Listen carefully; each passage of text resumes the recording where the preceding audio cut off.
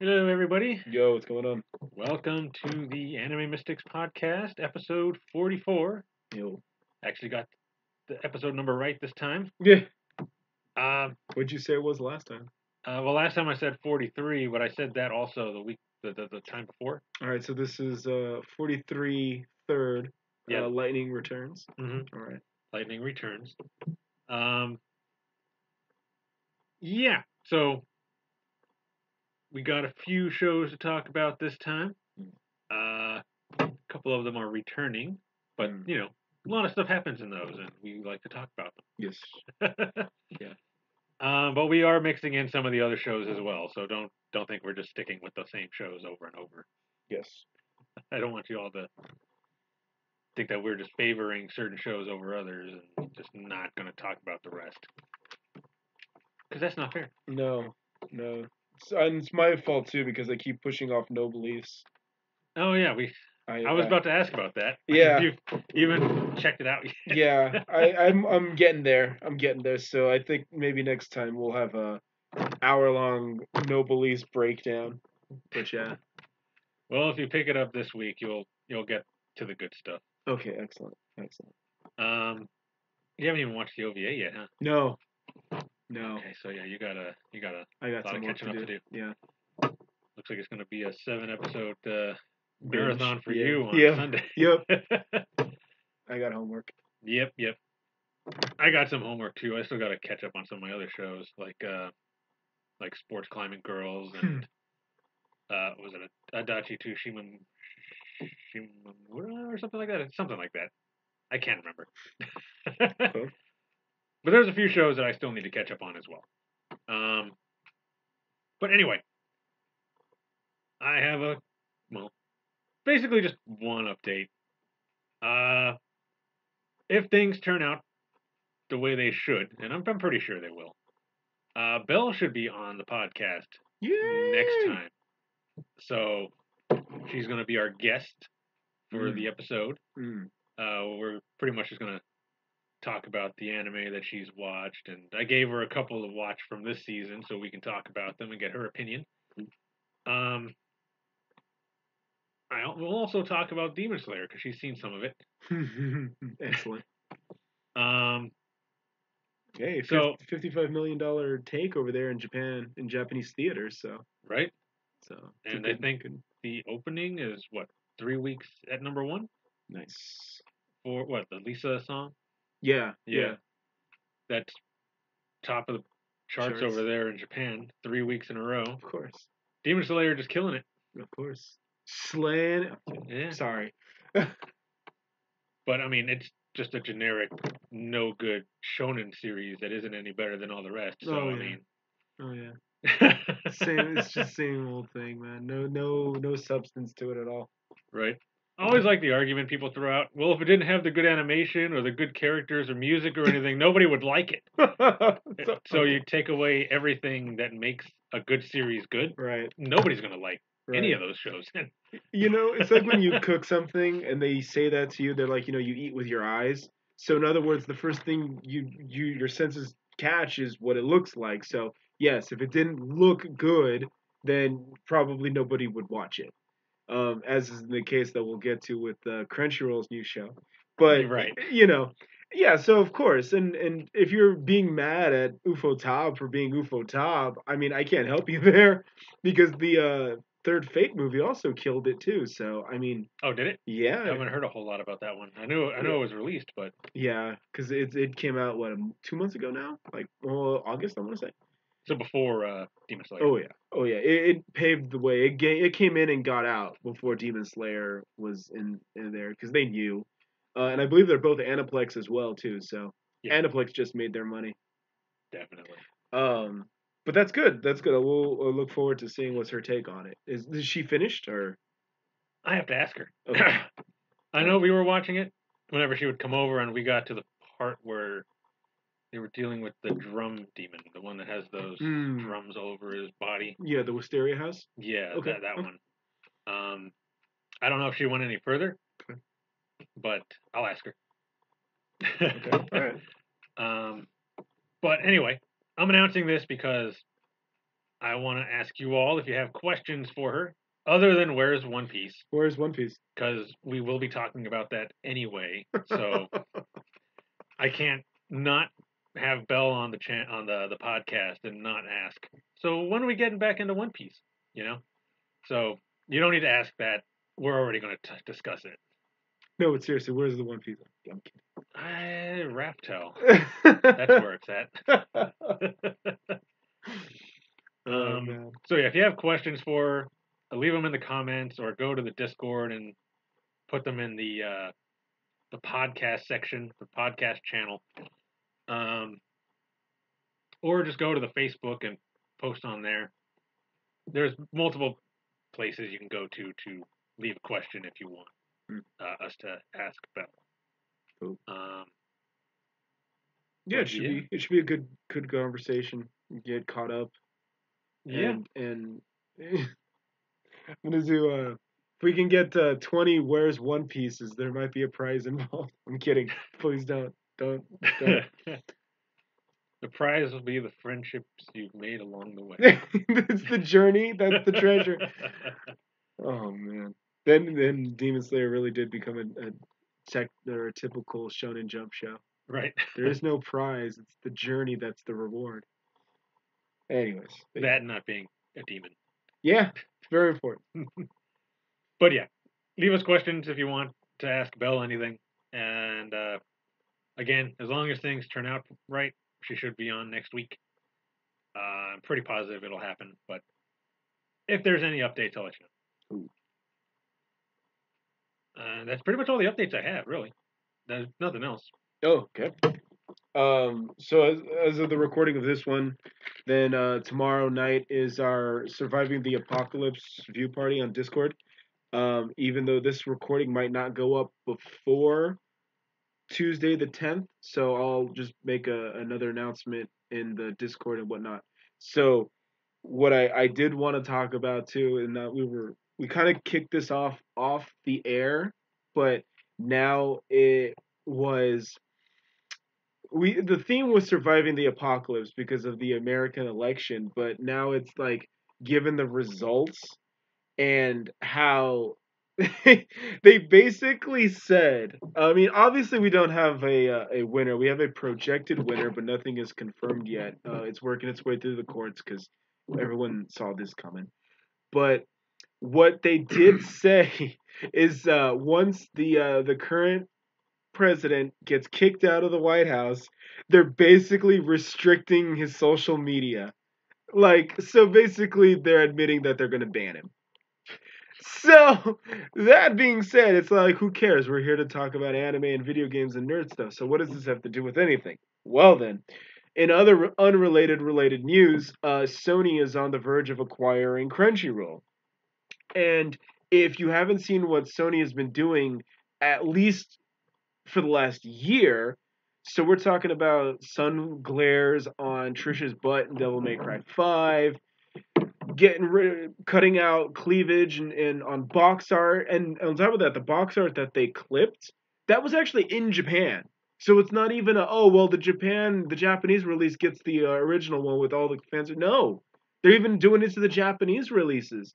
And now when you see the anime that's coming out from Crunchyroll, High Spice Guardian, whatever. It's like, what? And then on top of it, and then of course The Last of Us 2, which was actually a Sony made game, and apparently they were getting started with the agenda ever since Uncharted 4.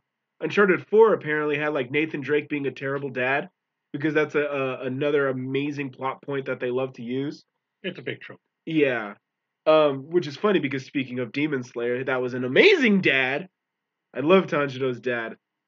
When I grow up, I want to be Tanjiro's dad. But anywho, damn, they should make an OVA out of him, dude. Like him and Shinobu's big sister, the one voiced by Kayano Ai. Right. Damn, that would be I would watch that. That would be an amazing OVA. But but yeah, so they were already kind of filling it in with all this SJW talking points. And then they moved their headquarters to San Diego, which is like prime time California politics, and it's like, bro. Roman and I, we live out here in this state too, so we see it firsthand. But now that Sony is about to acquire Crunchyroll, and Sony already owns Aniplex, Oh, they and do, huh? yeah, so they're about to own Aniplex, Funimation, and Crunchyroll, and we all know Funimation. We all know the drama with Funimation, so they're already a lost cause. So There's drama with Funimation? yeah, they exist. That's the drama. It's looking rough out there, my dudes. It's I don't want to, I don't talk about these things too much because I try to avoid politics and all that, but the murder of Joy, because you've heard me rant about Uzaki and how they want to destroy this poor woman's happiness and enjoyment, and it's her job and she's so happy to do her job, and I feel like this is just they keep trying, and one day this battering ram will break down the door completely. Right now it's kind of the hinges are holding, but Sony's got a lot of money. Sony's got a lot of money and a lot of resources, and I don't know. I don't know how much longer this is gonna remain fun until it just stops. Just Till they kill it. yeah. Just suck the money out of it and leave it as a dried up husk and just feel like, okay. And then we're all back to torrents and streaming, I guess. Streaming on whatever sites we can find. You mean we've stopped? Fair enough. Good point. But yeah, and then on top of that, to further make it even worse, they go and they put out that trailer for X-Arm, and it was like Ruby already was pretty budget, and then this is budget Ruby, and it's like, ugh. And this is Crunchyroll. Crunchyroll has money. Crunchyroll threw their own convention and had guests from Japan. So Crunchyroll had money. How did this happen? And Crunchyroll has had 3 super successful shows that they've all paid for. Tower of God with Roman's favorite waifu Rachel, God of High School, and currently Tonikaku Kawaii, which we'll get into. You're about to get pushed off that chair. Well, you gotta wait till the end of the season. All right. Roman, we'll be best friends forever. Shove. The end. Who was Yeah. that guy? Yeah, I never heard of him. So yeah, man, it's like, and then they had all these successes, and then they're merging with Sony, and then they crank out X-Arm, and it's just like, I don't know, man. I honestly don't know. And the rumor is more and more that at least people from Crunchyroll were sitting in on board meetings for these anime companies, for these animation studios, and they're telling them, it's like, no, what you want is this. And they're all like, Hontoni? They were like, are you serious? So, it's, I don't know. And if we wanted American-made shows, we'll go watch Cartoon Network. That's what Adult Swim is for. We already have Metalocalypse. We already have, whatchamacallit, Rick and Morty. We already have Adventure Time. We already have Aqua Teen Hunger Force. We have all these shows. So why do we want the Japanese anime studios to make these? We don't. No. So it's, I don't know. I don't want to say the end is nigh. I think we might still remain, but and then on top of that too, they put out these articles talking about the PlayStation 5 is not is sexist or something, and they're also talking about American politics and the election, and it's like, what does that have to do with PlayStation 5? How is it sexist? Is it because it's skinnier than most of these SJWs? Yes, it's also white and doesn't have blue hair. Oh, he's got a little black in there. We've gone there. I tried to avoid that, but thank you, Roman. Unfiltered Roman. You know me. Oh man. So yeah, that's kind of my pre-rant. So again, when I came up with the idea to do a Surviving the Apocalypse viewing party, and I even consciously delayed the viewing party because I was doing stuff, and because of the election, and I saw a lot of people were super super salty.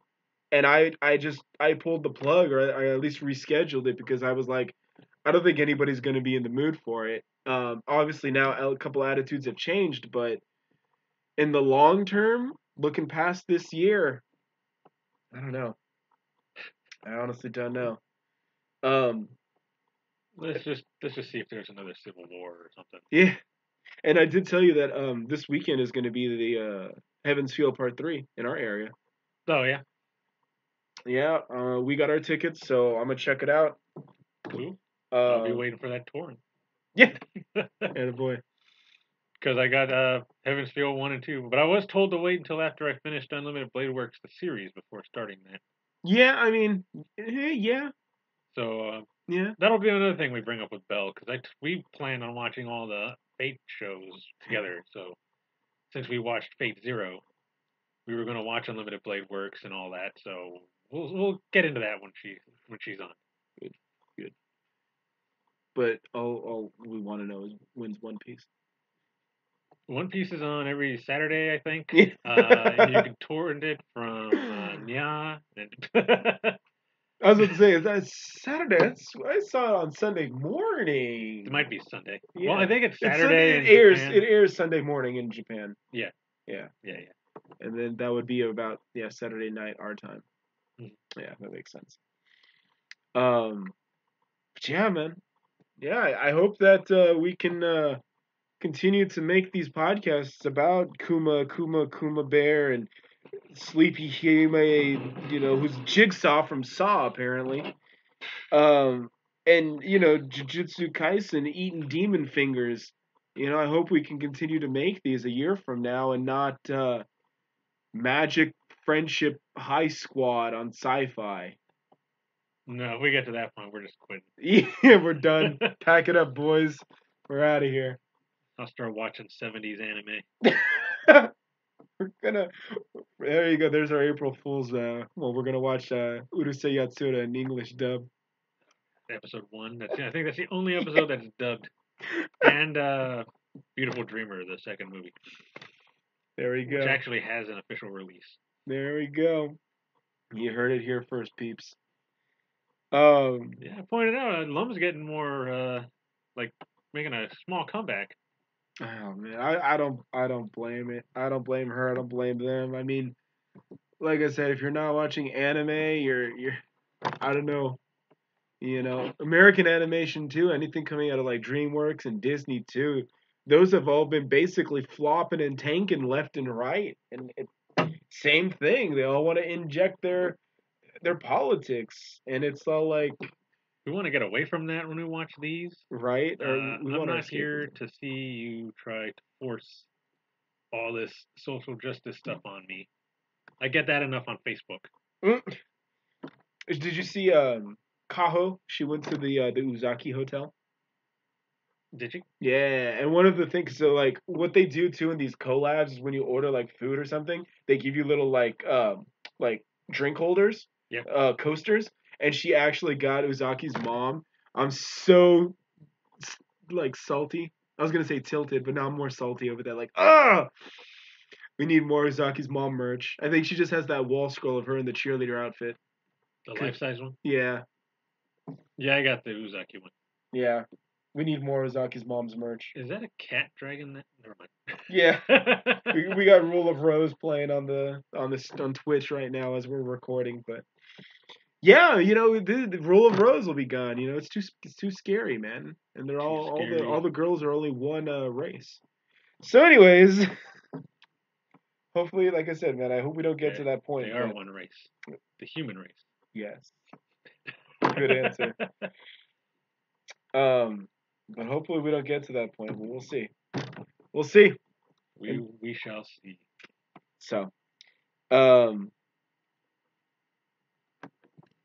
yeah, that's all I got. So, there you go. Rant is over. Don't ask about One Piece. Don't. Let's talk Golden Kamui. You all have transferred over to the Facebook. They're just following. At least one of you. They're just following. Transferred over to the Facebook. Golden Kamui. Golden Kamui. All right. So last time we didn't have a whole lot. Yeah. Before these last 2 episodes, it was just a flashback episode, and that was it. Right. Now we had a circus episode Yes. with a former spy that was in Russia as a what was he, the ringleader, ringmaster? Is that what they call Yeah, him? the ringmaster.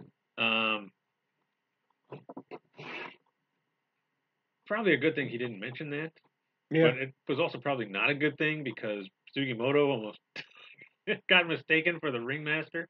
Yeah. And he almost committed seppuku. All because that dude was upset that he put whatever that lieutenant's name is photo on top of the tightrope. He was like, I switched out his fake sword with my real one because I wanted to get revenge. Yeah, that. So, we were having a discussion over Discord, and I mentioned to the guy I brought up the last time who said that he loves Golden Kamui, but there's way too many characters.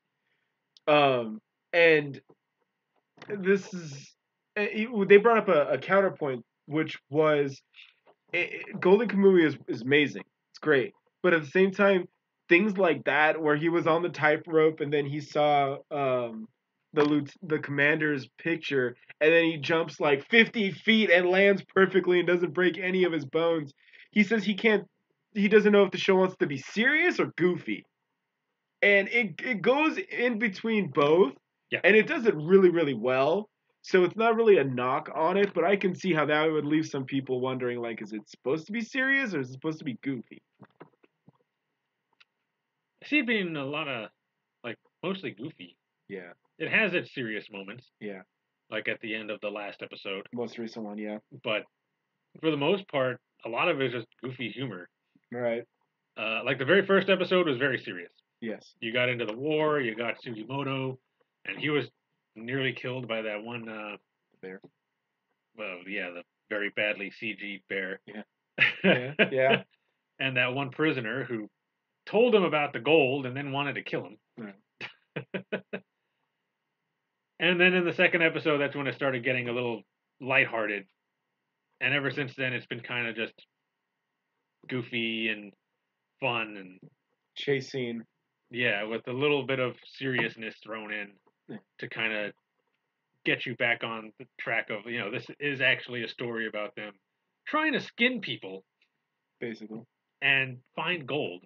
Well, I mean, Serpa doesn't want to kill them, so they're trying to sketch the map. But the lieutenant, I don't think, has a problem with skinning any of these guys. So, or Hijikata. Hijikata, right? Hijikata. Yeah, I don't think he cares about skinning them either. My man. Sugimoto really doesn't either, but he doesn't for a Serpa. Right. But for the most part, yeah, I see it more of as a goofy show with some seriousness thrown in. And when it gets serious, it's really good. They're really good at changing moods really quickly. Yeah, and it was. I actually, and again, not to knock on it too, because I thought the whole dancing routine where they were teaching what's his face how to dance. Oh, that was funny. That was pretty funny. And then he's all with the little girls, and what was it? He called the other little girl the one that was gonna like aged out of the dancing troupe. He's all like senpai, but that was so dumb. It was good. So yeah. I think what made that even funnier was that other dude was just always in the background of each of those scenes with his very straight face. Just his WTF face. Just like, what are you doing? Yeah, that was pretty good. It took something that should have been just dumb and actually made it entertaining. And I do say that is the charm of the show. How they managed to go like 20 volumes, we'll see. But yeah. Mm-hmm. I don't know how far they're into it now. Like, how many volumes have they translated over to anime? Good question. For anybody who reads the manga, let us know how many volumes they've actually translated over. Yeah. That way we kind of have a idea of how close they are to catching up, or if there's still plenty of room. Because I really don't know. Also, you have to give it up to the people that did all the setting and the set design and all of that and the studying of the timepiece too. Because when the ringmaster dude was talking about his sword and about how the sword makes drops the die and the die makes it look like blood, to know that that trick existed in like 1890s or around 1900s, that was pretty intricate. Yeah. So I had to give it up for all the research that they ended up doing for this show. So another shout out to all those people that made everything seem at least time accurate, historically accurate. Unless I'm completely wrong and they made that up, in which case, well then I fell for it. Good job making it seem real enough to be in that time period. Right. If like you said, they did make it up. Yeah. But yeah, that was pretty wholesome there. Um, and then in the more recent episode, Mm-hmm. how funny that we're talking about SJW ideals and all of that because now we're dealing with the communists themselves. Yeah. And what is the name of that dude? The guy that was friends with the Surfa's dad. Tony Gaki, I think. Yeah, something Tanigaki. something like No, that. Tanigaki, I think, is the one that was in the dance group. Oh, then I don't remember. I think it's just with an A though. Whatever his name is. Yeah. Apparently, he had a part in killing one of their leaders. The Russian Tsar. Yeah, bombing his vehicle. Yeah. And he's been on the run ever since. So that's what's like super hardcore about the whole thing. I always knew Russia was pretty hardcore. We always see, the Russian bear memes and shirtless Putin. So I always had a respect and a reverence for the Russian people and their country. But Roman and I also play FGO, and so at the beginning of this year, we were introduced to Anastasia Romanova, and her family was executed by the Bolsheviks, which led to the communist revolution, and that happened before this all happened, and then this dude comes along, and then just blows it up. Oh, he blows up the next guy in line. Yep. It was like, jeez, the Russians are hardcore. Man. Uh, So and then yeah, he's been living out or hiding out in Japan. I don't know how he learned so much Ainu culture, but he knew enough to like translate and speak both languages. So Japanese, Ainu, and Russian.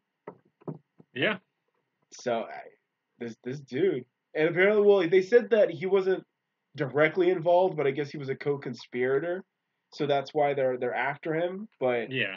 Well, they're um, not even trying to like capture him. They're trying to kill him. yeah, they're just trying to get revenge, justice.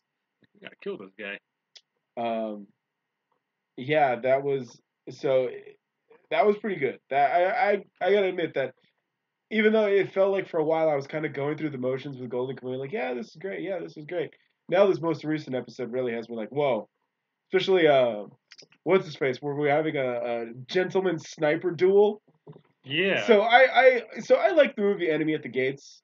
So with Jude Law and Ed O'Neill, and that was basically what it was. That was World War II though. Yeah. And that was where Jude Law was the Russian sniper dude who got like 28 confirmed kills or something, including like a bunch of German leadership like lieutenants and all that. So and if I'm wrong, if I'm undercounting them, that was great. So I wasn't expecting a sniper battle, but I'll take one. So you know, Yeah. I when you see it too when they're in the trees and they're talking about being patient and all that sniper wolf stuff from Metal Gear Solid. And then when you see him, and then even when dude was in the trees and he put his cloak over the gun, you can still see that the gun was pulled back so that it's not sticking out. Because obviously, if you stick out the barrel of your gun, it gives you away. So again, the accuracy that they put into this show, I respect and enjoy that. And again, it's like you said, it was this giant transition from this Yay, we're all hardcore Japanese Russo war vets, but we're also acting in a circus troupe. Yay! And now we're having a sniper duel in the middle of a winter forest Right. on the Russian side of Japan. Mm-hmm. And it goes from goofy to serious to and it works. It somehow works. It knows how to switch Yeah. And so pretty seamlessly too. Like it was like 1 second you're all happy and like all that, and then next you're serious. yeah, they shot that dude. The Ainu dude's dad in the head, man. I felt bad. I did too. They agreed to help him, and almost got him killed because he lived, You're right, thankfully. of course. No one ever dies. Golden Kamui. Try telling. Come on, cat. You're done. Sorry, cats. The cat's got to be the mascot for this podcast. But yeah, I was gonna say, try telling that to the guy who owned the dog before Tana got. yeah, He died, yeah. and so did the warden after his duel with Hijikata. I was about to say that's you. You went up against Hichikata, man. That's on you.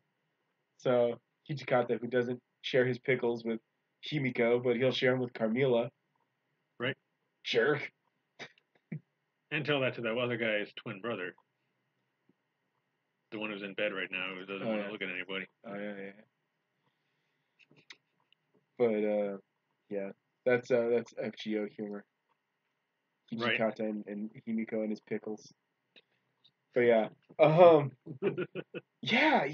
it's great. It's good, and I always wanted to like. If I was to say any of the guys had me interested, it is the dude, the sniper dude from the Japanese army. I keep forgetting his name, and I keep hearing his Ogata. voice. Ogata. Yeah, that one I actually remember. He was always the most interesting one to me, you know, and I think it was just because he's such a just ruthless bastard that I just am like, okay, he's kind of cool. Because all the other ones are like, what is it? Like, it's Surichi or Suri something. That's lieutenant. Um, it's too many Su sounds for me. Um, I only did 12 weeks. Give me some break. Give me some slack. Come here, break. So 12 weeks of Japanese. So That's 3 months. yeah, And you haven't haven't mastered it mastered yet? language. Haven't mastered language. Japanese was easier to learn than Spanish. I'll tell you that though. I believe But it. yeah. Yeah, he was more interesting of all those guys. You know, he was always the one. And I know that we just got a bunch of history for the guy with no nose. Right. But even that was just kind of like all over the place. Because it was like, was he lied to? Did that chick leave? Did she? And then who they bring up? Mitsubishi? Yeah, he said Mitsubishi, right? It wasn't Hyundai. No, it was Mitsubishi. So, and then because he said, remember that Mitsubishi came and offered that chick a job from his village, and then he, punched his dad to death. Yeah. So, that dude, no nose dude, they gave him some backstory, but even then, because they kind of were like, and obviously it was just the lieutenant guy just playing everybody. Again. Yeah. Again, master manipulator. Right. And it worked, but I left that episode not knowing what happened to the chick. Was the chick actually dead, or was she actually living in Tokyo? I'm pretty sure she's dead. Okay. That's me though. I'm a glass half empty guy. Fair. She's dead. Fair. I wouldn't put it past them, these guys. Until I see her in Tokyo, she's dead. That's the other thing too. Someone said that this was not somebody related to this, but somebody talking about the Pirates of the Caribbean. They said that was the plot about how this person's with this person, and then halfway through the movie they switch sides, but then by the end of the movie, then they switch sides again, and it's like everybody's just making all these partnership alliances with each other. And I feel like this is Golden Kamui because part groups keep switching around and all of that, and yeah. Well, yeah, at first they wanted to kill the lieutenant and his group, and now Sugimoto is working with them right now to go and find a Sirpa. Right. I was actually hoping that Sugimoto would work with Hijikata, but Well, they got separated. So. Yeah, and then that gentleman's duel. And actually, you did remind me too about the nobody dies in Golden Kamuy unless you're Russian, because Tsukimoto did shoot those Russian assassin guys, those hitmen, at the circus. Mm-hmm. He murdered them. They're gone. Yeah, he killed them. There, yeah, you can find them buried underneath the tent. Yeah, that old lady is pretty ruthless. Remember that was in John Wick 3 where they taught the girls ballet and then they were also assassins. So there you go. Yeah. Bury him in the back under the tent. That'll teach him. Good thing it was an empty lot. Yeah. Yeah, so there was a lot that was happening on these last 2 episodes, but I like it. It was a good like wake up, when you're just kind of like phasing out like, and then it's all like, and then you just wake up and it's like, okay, cool, now we're getting somewhere. And even then too, going back to the accuracy, even when he's talking about the different rifles, even that is just kind of like interesting. And it's all like if you were a war veteran, you would know what a single shot looks like from a repeater rifle. So Mm-hmm. I did think it was pretty hardcore how the Ainu dude, the old man, the dad, how he also just busted out his rifle and started shooting.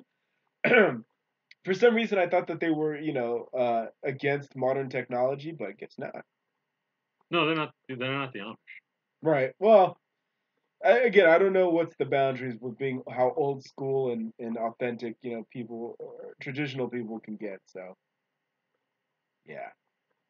And I just let my biases get ahead of me, which is why I get in trouble with the SJWs. How can you make assumptions? I was like, well, Because it's natural. yeah, and on top of that, that makes me look more impressed when they actually are like, give me that, and then they just start shooting deer in the head. So yeah, they could kill that whole herd. yeah, straight murdered it. Told you, man. Ogata is probably the guy from Surui, yeah, whatever his name is, his like squad that I like. But if I remember right, even Ogata wasn't really on his side, right? He was just like in it. He's got his own reasons. Yeah. He's kind of using the lieutenant to Right. get what he wants. Right. While the lieutenant believes that he's working for him. Surui, right? Lieutenant Surui. Lieutenant. Something like that. I'll look it up. Yeah. There's no need. No, you don't need to look it up. You don't need to. Because there's like 12 of them. So it's okay. You know Sugimoto, you know Sirpa. That's all you need to know. Yeah. Yeah. Those are the main ones. And then everyone else, you just know them by sight. And I want to say too, Ogata, though, I think he's also voiced by Joker from Fire Force. I could be mistaken though, but it sounds just like him. And I know that dude's done a lot of voices because I hear his voice all the time. Yeah. But I never can place it. Yeah. He's always so slimy. Mm-hmm. That's his niche, man. I think he was in Seven Deadly Sins also. Really? Yeah, I think he's one of the commandments. Wow. The bad guys. Yeah, I hear his voice all the time. And I was like, you again? Yeah. And you're always a bad guy. Yeah, he's so good at being a slimy bad guy. Yeah, although to be fair, they're trying to in Fire Force, if it is him, the character Joker, they're trying to make him into like a not so bad guy. Like maybe he has a reason for doing what he's doing. So Joker. He was the guy from the first season that they fought during the little competition in like episode 5, right? Yeah, where Aoyuki's Tamaki debuted. Yeah. Yeah. And then Cat's gonna clean himself. But yeah. So yeah. Yeah, I think that's enough gushing from me. Because now I'm just going to start repeating myself. But I like the plot. We're making advancements in the plot. We're getting somewhere. I like the little nods to authenticity that they're giving us. And yeah, now my interest is rejuvenated. So as this girl in Rule of Rose is picking wings off a butterfly, or is that a moth? That's a butterfly. Okay. Wholesome. Right. But yeah. So I'm reawakened now with my adoration for Golden Kamuy. Yep, and we still got half of the season left. So excellent. More Hijikata. Yeah, he's only had one appearance this season. Nakata was probably off recording Guilty Gear. That's why. Oh, are they doing another one? Yeah, Guilty Gear X, or was it a Stride or a Rise? There's a new one coming out. It's not an update. It's an actual new game. Okay. But yeah. And of course he's Soul Bad Guy. So. All right. But yeah. The other useless Joji Nakata trivia.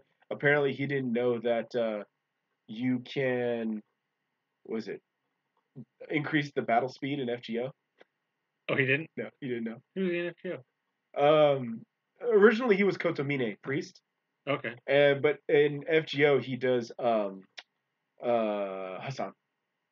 King Hassan. Oh, okay. Yeah. All right. But yeah.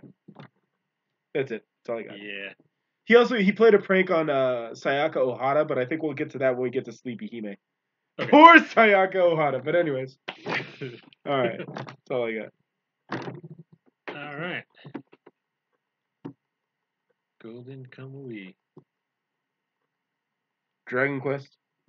Dragon Quest. You ready to become the hero? As long as I don't have to have Pop with me. Okay, Pop's gotten better though. Has he? He abandoned him. He abandoned him. Yeah, but that's why we have Sanzong to come out. It was like, all right, let's take this guy out. Where'd you go? And he's running off. I'm sorry. Hopefully you can get away. Like, not even guaranteed to get away. Just, I hope you can. Save myself. To be fair, Pop did tell him on the boat, I'm not gonna, help you beat the Demon Lord. Being tsundere about it. Yeah, that's true. So a little bit of clarification and backstory too. So I made the suggestion to Roman that if Dragon Quest is gonna go on for 100 episodes, and we're talking about it every 2 weeks, I don't think there's gonna be enough plot progression to constantly talk about it every other week. So I said, let's talk about it once a month and all that. So it's now roughly the beginning of the month, or at least the first recording of this month. So yeah, now's a good time to go and talk about it. And so stuff has happened. First off, and a couple of you may have seen it in the Discord and whatnot, but I always make the Dragon Ball references because Roman's the Dragon Ball guy. Mm-hmm. I'm not. But I do love Dragon Quest. I think I like Dragon Quest more than Final Fantasy. So I think my JRPGs goes Star Ocean, Dragon Quest, Final Fantasy, and then like everything else. In terms of just the series or franchise. Right. Overall. So even though I think Dragon Ball is kind of dumb, not that Roman himself is dumb, but I just think Dragon Ball is kind of dumb. Mm-hmm. But Dragon Quest is great. And it's not all completely Akira Toriyama too. It's also because the script writers and the stories are also really good. But yeah, then when they put Sakurai in there as Avon, and turns out that Avon was the hero. Yeah, the one that defeated the Demon Lord in the beginning. And I think that I meant to look this up because I got curious, but I do believe Hadlar has always been the Demon Lord's, I think Demon King, Demon Lord's name, at least since the first game. Because I think that's the very final boss was like Hadlar appears. And I remember seeing that too, I think on one of the most recent GDQs where they actually did Dragon Quest maybe on like Tuesday night. It was like the big game of the night was Dragon Quest Speedrun. And it was like, Hadlar appears. So it's just interesting how they're making a completely original story in the world of Dragon Quest. And it's also not really limiting itself to like only the first game or only like the fourth game or something. But yeah. My question though, maybe I forgot because I have goldfish memory. Did they say how many years passed from when Avon beat Hadlar to where they're at now? Did they say? How old is Dai? Oh, he's probably like what, 14 maybe. Got to be around that time. Around that time. So that's what I was confused on. I was like, was he just like an immortal? and all that. And honestly, I thought that Probably using that Tsunade magic. right, Those jutsus. right. Making himself look young. That's because But that's without what. the big boobs. No, we got Mikako Komatsu's character. That's the fan service I needed. We'll get to her in a bit, Yeah, yeah. but that's what I thought that this was like 100 years ago, and Yvonne was just using his power to as the hero's immortality, but I guess not. Yeah, I don't think so. I don't think it would make too much sense that it would be like 100 years. Yeah, I thought because one of the games actually is like the sequel. I think that might be 4. Okay. Uh, says Hadlar is 357 years old, 15 years before the beginning of the series. Okay. So it's conquering.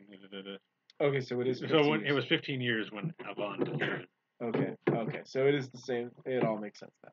All right. For some reason, I thought that Avon just, he killed Hadlar and then it was just kind of chilling for like a couple centuries, because he's like, I'm the hero, I'm immortal. So Do what I want. yeah, and honestly, you can thank Demon Misfit and Anos because they just threw away all my sense of time when it comes to the hero and the Demon King. Uh, Anos. Yeah, I missed that 1 month old. I feel like I didn't appreciate him as much.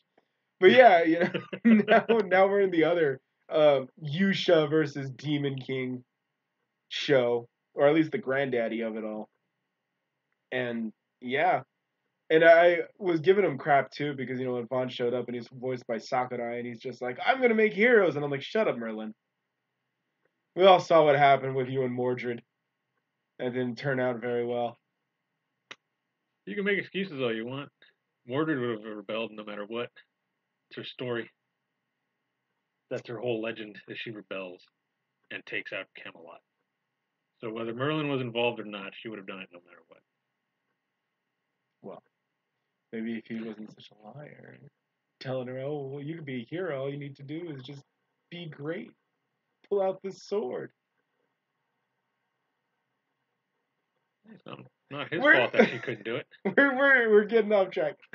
That that's the joke. That's the joke, though, is that Merlin is voiced by Sakurai, and that's how he talks. His skill is literally called hero creation. Besides, he's also your favorite Arthur. Yes, which right, that's the joke. You suck, McBain. So, right, and so that's why when he actually went from Merlin Avon to I'm gonna make you a hero to okay, I'm actually the hero himself, and then starts fighting Piccolo. So I was like, okay, all right, this is the Sakurai I like. So so yeah, um, yeah, and I know I made this reference too, but I appreciate this animation style. If this is the same animation style they were using in Dragon Ball, like, well, Kai and Super are different, right? Yeah, I think Dragon Ball Z Kai was just they took out all of the filler Okay. to make it closer to the manga, Okay. and Super is just the continuation. Okay. Okay. So everything after Dragon Ball Z, this is what happens. Okay. So yeah, I haven't seen Super. I've seen the memes and all of that, but yeah, I can see now why people were still following it if the animation was this fluid. So suppose I don't think there's really been a bad fight scene yet in Dragon Quest or Dragon Ball Die.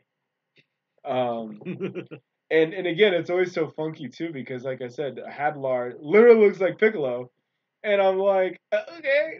And also this weekend too, yesterday they were doing RPG Limit Break. It was just like their week long charity event, and Right. they were just playing RPGs, all like Persona, Shin Megami Tensei, Final Fantasies, everything.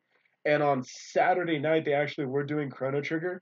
Nice. I completely forgot Lavos's second form actually is like imperfect self. And it was like, oh man, he really just doesn't have a unique Wait, style. which imperfect self? The one where he still has the face mask on. So bug-looking one. Yes. Okay. Yeah. Yeah. And that was kind of like you just, in case you forgot, it was an Akira Toriyama design. There you go. But which is funny too because it's like Dai just looks like Goku and Gohan, more so Gohan, I think, right? Like younger Gohan. Hmm. I guess. But then you get to like Avon actually has a pretty original style. Um, Pop just looks like another Goku. Honestly, I got confused about them too, and I was like, make them look a little bit different. They both got the mullets going on, and I'm like, eh. Who has a mullet? Pop and Dai. Those are mullets? Yeah, they got the shaggy thing going on, going to the back, tied in the back. Hmm. I call them Akira Toriyama mullets. You say so. But and then we got introduced to our female companion because every Shonen Jump group needs to have one. Right. Mom. Kind of name is Man. Yeah, that was pretty weird too. But what kind of a name is Pop? True. So, and I liked her. Not only because of the voice actors, and also because she brings guns to a magic battle. A magic gun. Magic gun. Um, but also she takes crap from nobody. So that's why I called her the Bulma. The Bulma. The Bulma of the show. Every Akira Toriyama show needs a Bulma. So, yeah, yeah. Mm-hmm. So, and then turns out that she was also a disciple of Avon. I was going to say Merlin. Who would have thought? Arthur. But yeah. Uh, But yeah. And then the other thing too that I appreciate from the most recent episode is most of the time you see like the monster guys in these kind of fantasy shows or like even like a sword art, right? And they seem kind of like throwaway characters. Like their sole purpose is to act like a badass or act like an obstacle, and then they just get kind of like slapped down. But so far, when they say that they were the generals or the kids of Hadalar, they actually pose a threat. Like they just don't go down simply because I'm the main character. That's what I do. right. So the crocodile actually put up a fight. I wasn't expecting that. He actually went blow to blow with Dai, and then he just eats Pop's fire spell. Like I unfortunately I apologize. I don't know the Dragon Quest names, the Dragon Quest conversion names. Persona does the same thing. Yeah. I think actually all the Shin Megami Tensei games they do that where they use their like name or incantations instead of just calling it like Final Fantasy like fire, blizzard, Was it? wind, arrow. Is it Fizzle? Yeah, fizzle. Something like that. Yeah. It's like I always get confused because it's like fizzle is like fire, but then it also kind of sounds like lightning. Yeah. But that's why I always just call it by the element instead of the Dragon Quest name. The fire spell he used. Yeah, The stronger fire spell. yeah, and demon crocodile general guy just sucks it up. And then breathes it right back. Yeah, and then he's got his enchanted axe too. I was like, man, That uses wind magic. Kind of like the shield that Sleepy Hime broke. But we'll get to that later.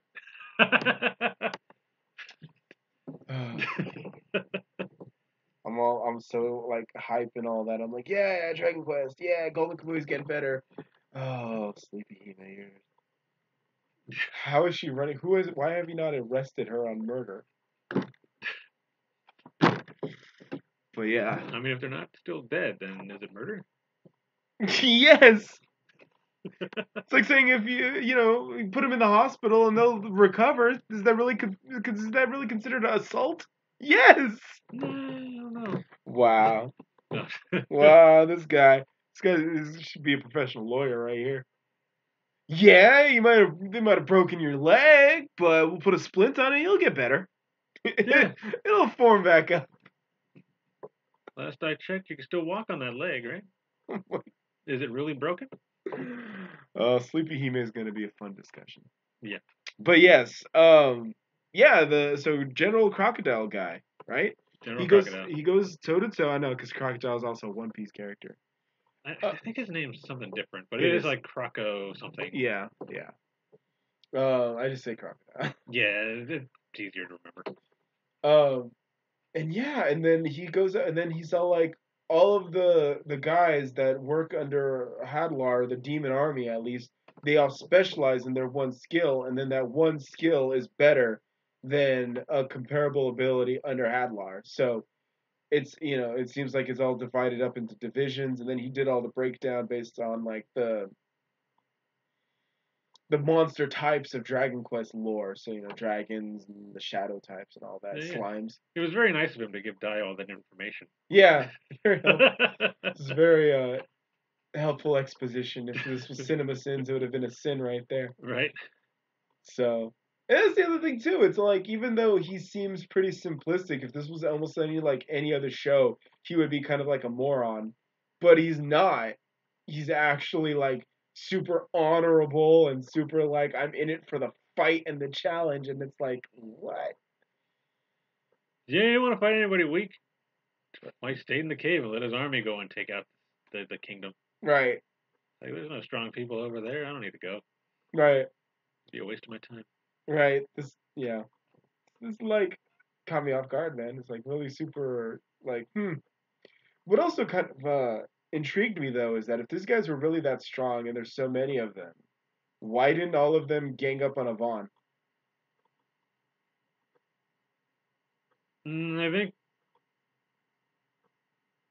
I think it's just because they knew he was the old demon lord. Maybe they didn't want to, I guess, try. Or, I mean, they know their individual skill is better than his, but he outclasses them in all the others. So right. if he can just fight one of them, like separate them, then he'd still beat them. It was just an observation that I noticed. They all have this respect for one another. Yeah. And it's all like, well, if you guys can't get along, but you know that Avon is such a big problem because he's the legendary hero, maybe you guys should just temporarily align and just take him out. And then you guys can go back to fighting each other. Right. But yeah. Vaughn used that really crazy spell, sticking his fingers in his head. That was so Dragon Ball. I was like, Roman got me. He finally got me to watch Dragon Ball. I ain't never gonna watch Dragon Ball. I'm so dumb. I'm so done. Anyone that watches this is dumb. You're never gonna get me. Oh, damn, did he just do that Kamehameha thing? Or the Kaioken thing? Just fingers in the head. That was, somebody did do something comparable to that, right? Or am I tripping? Wasn't that technique used something like that, where they jabbed their fingers in like someone's chest or the sides of their chest or something like that?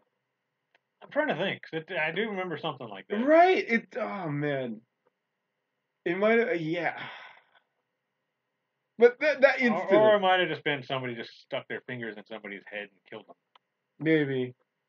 In this case, Yvonne did it so that he can use, I guess, the rest of his life force to try to blow up and kill Hadlar. Right. And that didn't work. Right. I was waiting for it too. I was like, he's not dead. Where is he? Where is he? Come on, Hadlar, get out of the rocks. Come on, you know when. If we're only 5 episodes in, you're not dead. That's not how that works in Dragon Ball Land. Yeah, it was. Yeah, every time I think it's like, okay, we're back in Dragon Quest, some Dragon Ball trope happens, and I'm just like, nah, this isn't Akira Toriyama. Which isn't necessarily a bad thing. It's just kind of like, gives me those vibes. But yeah. So, Mom, I also like that Mom is a tomboy, but is also a very kind tomboy, very capable too. So apparently the gun shoots heal spells too. So yeah, keep an eye out on that. Nice Dragon Quest trying to trick us, but we're on to you. Yeah. I was watching them like, shut up, Pop, it's a heal spell. Yeah. They make it seem so dramatic and over the top.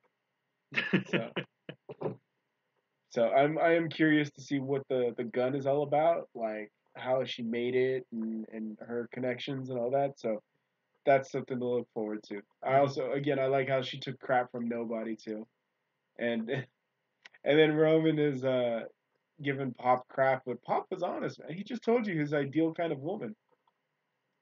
Well, I'm not gonna say anything about that, but good luck finding a woman like Yeah, that's what I said to him. Like this guy.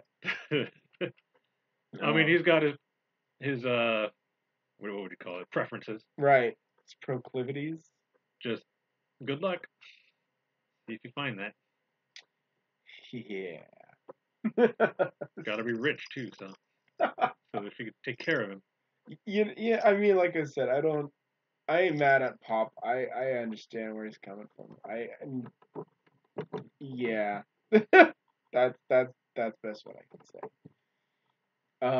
Let me see. What did I say? I compared him to Usopp, Fair. but Usopp is braver in that Usopp will actually fight when he needs to. Right. Will stand up for his friends and not abandon them. He will actually try to do something, even if it's just distracting the enemy. He will do something. Right. Pop, on the other hand, abandoned Dai and basically left him to die. You got this, die. Peace out. Pretty much. That's what he did.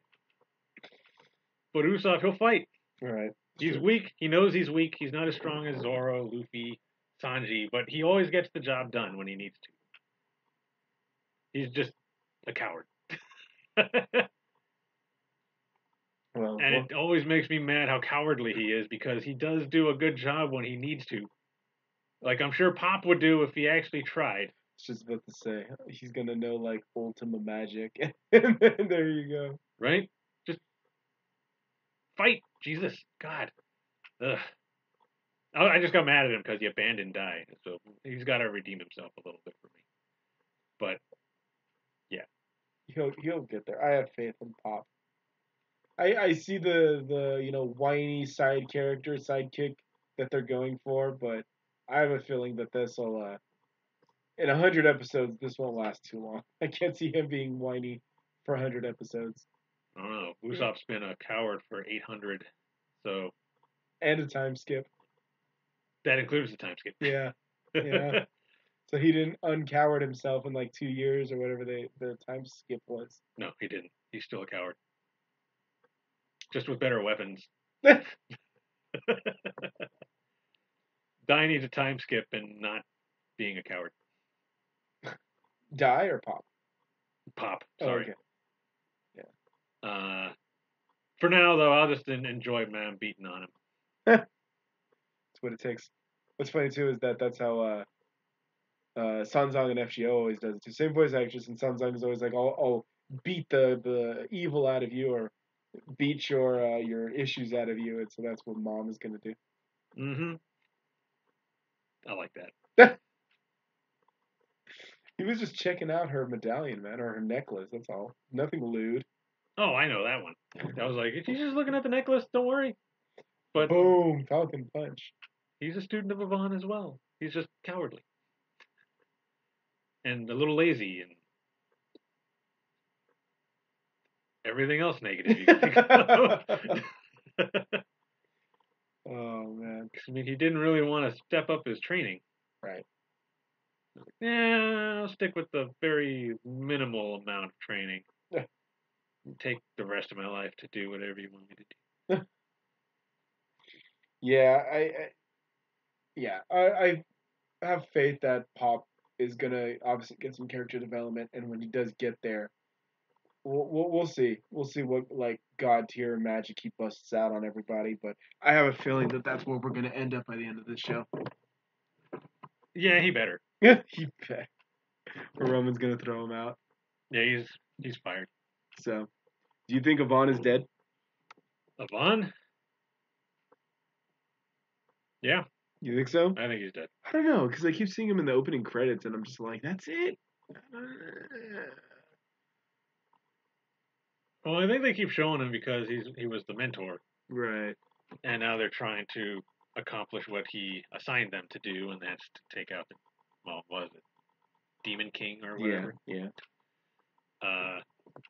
So yeah. I mean, I can see why they would kill him off so soon because, it's Sakurai. He's probably expensive. But yeah, I don't know. I don't have a feeling. I have a feeling that we haven't seen the last of him. Maybe it'll probably be a flashback or something. But yeah. Yeah, I'm sure we'll get flashbacks from the 3 days he trained Dai. Still longer than what Luke trained Rey for. Did he even train her? No. I was gonna say I don't think he did. No, that's the joke. That's the joke. I was trying to think because I know I saw that movie. Yes, Avon trained Dai longer than Luke trained Rey. Yeah, definitely did. And that's what they want to make anime. They want to make anime into the last Skywalker. I guess Ma'am passed her training because she got the necklace. Right. Like graduated. Right. And she ain't afraid of no one. So. Dai and Pop, on the other hand, they got their necklaces out of necessity because he wasn't going to be able to finish her training. He's like, here, you can have this. Just keep training. Yeah. You'll learn it one day. Yeah, participation trophy. Here you go. Good job. Go team. Mm-hmm. Team heroes. Let's go. Right. But yeah, no, it was interesting. It was interesting, and we'll see. We'll see. Well, the other thing too is that the way they were afraid, I don't know, the way it seemed to me that Avon was also Dai's dad, so. Could be, but I need to know more about these, Dragon Knights. 'Cause apparently that's what Dai is, because of that, symbol that keeps... His Ultra Instinct? Yeah, his Ultra Instinct.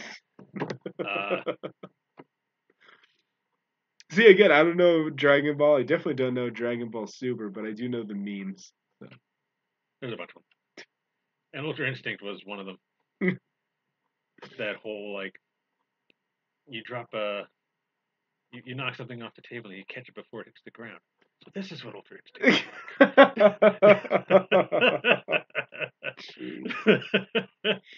All right.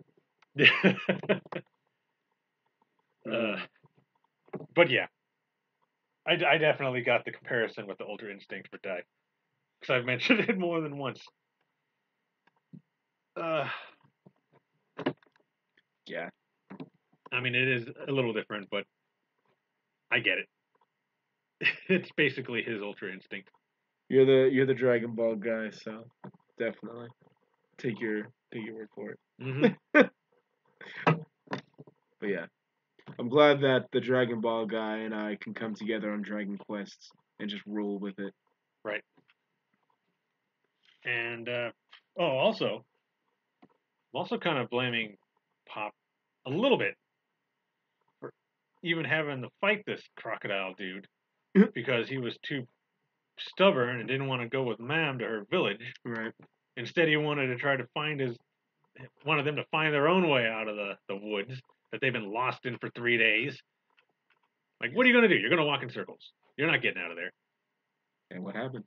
And then he got spotted by a big eyeball. Yeah, what do they call it? The Seeker, I think? Or something like that. Well, I know those are usually called gazers, but yeah. No, yeah, not in this case. Dragon Quest interpretation. That was copyrighted. Yeah. Dungeons and Dragons has joined this call. Right. And now they're fighting this crocodile dude. General. Yeah. I'm not saying that this might not have happened if they did go to the village. Like, maybe there was one near the village. And maybe it would have just brought the crocodile dude there, and then more people would have been injured. But you don't know. Right. And what's funny too is you just reminded me that when Hadlar did call the crocodile dude, and Crocodile was just all hella insubordinate, I was all like, "Yo, who lets their generals talk to them like that? Like, that's how you get slapped, you know." But then yeah, he quickly understood what was going on. I also appreciate how broad the field of beastmen are or is. So I am curious to see who's exactly the General of the Dragons. Tiamat? Fafnir. Fafnir? Okay. All the gold. But yeah. Shenron. It's gonna grant you a wish. I was about to say, it wouldn't be too far-fetched in this. It's basically there already.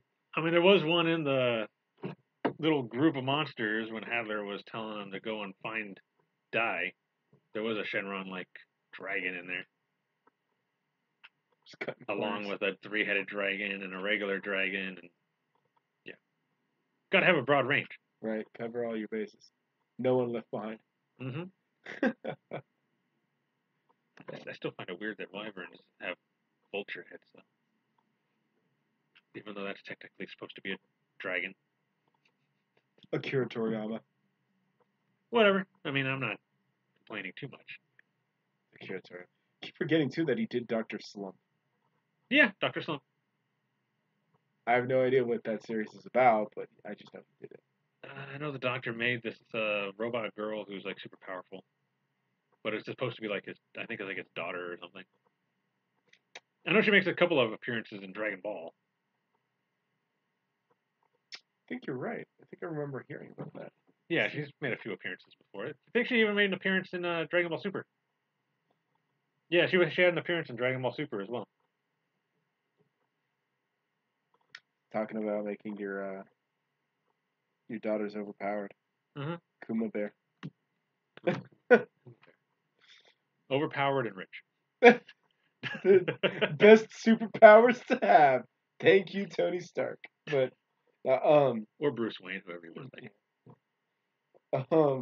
But yeah, no, that's basically my wrap up for Dragon Quest.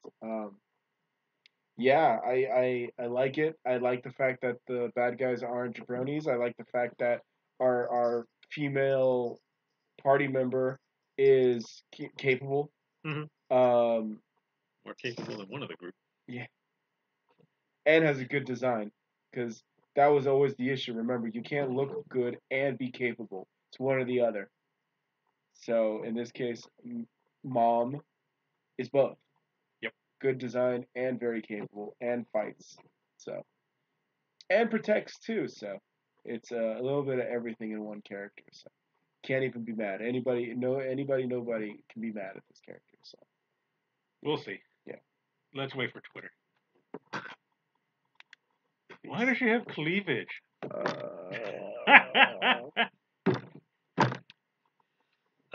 But I mean, what do you expect from Sanzang? Right. She's gonna be great. Right. Minerva from Re:Zero. Right.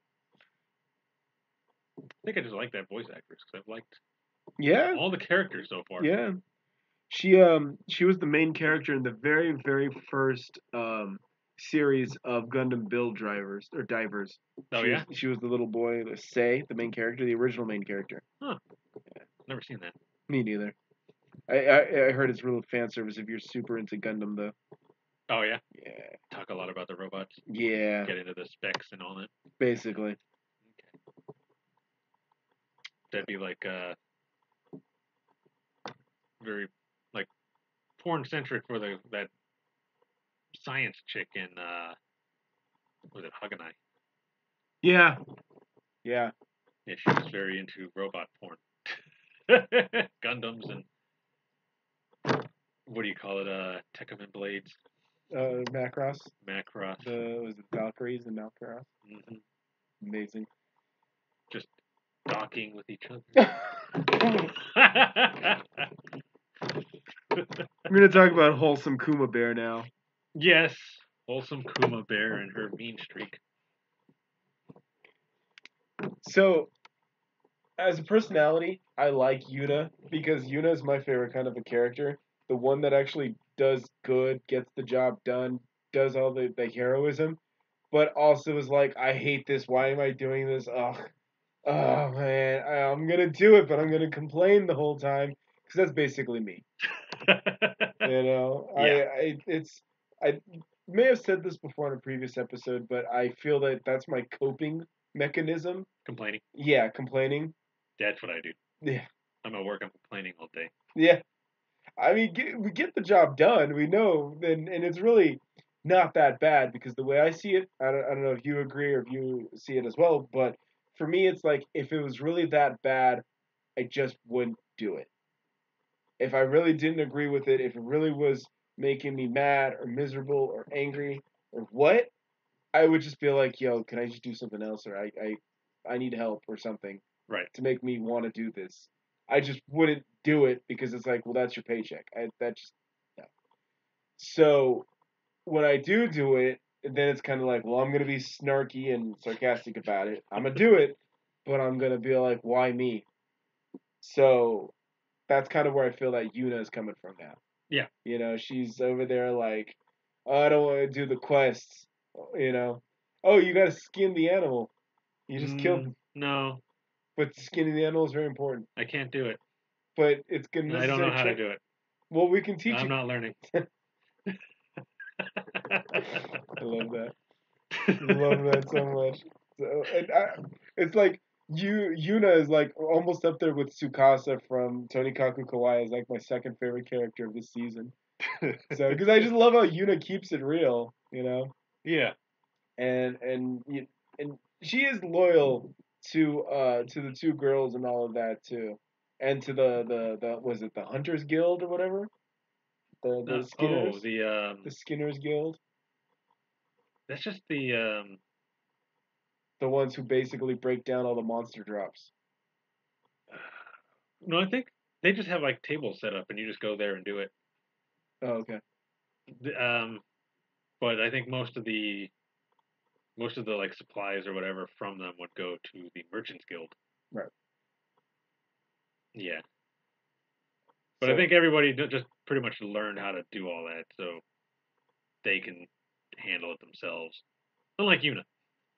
yeah, so that yeah, and she has her reasons. Right. So She likes those two puppets. Can't take yeah, them on. yeah. And then when she was breaking down why she doesn't want to work for the nobleman. Yeah.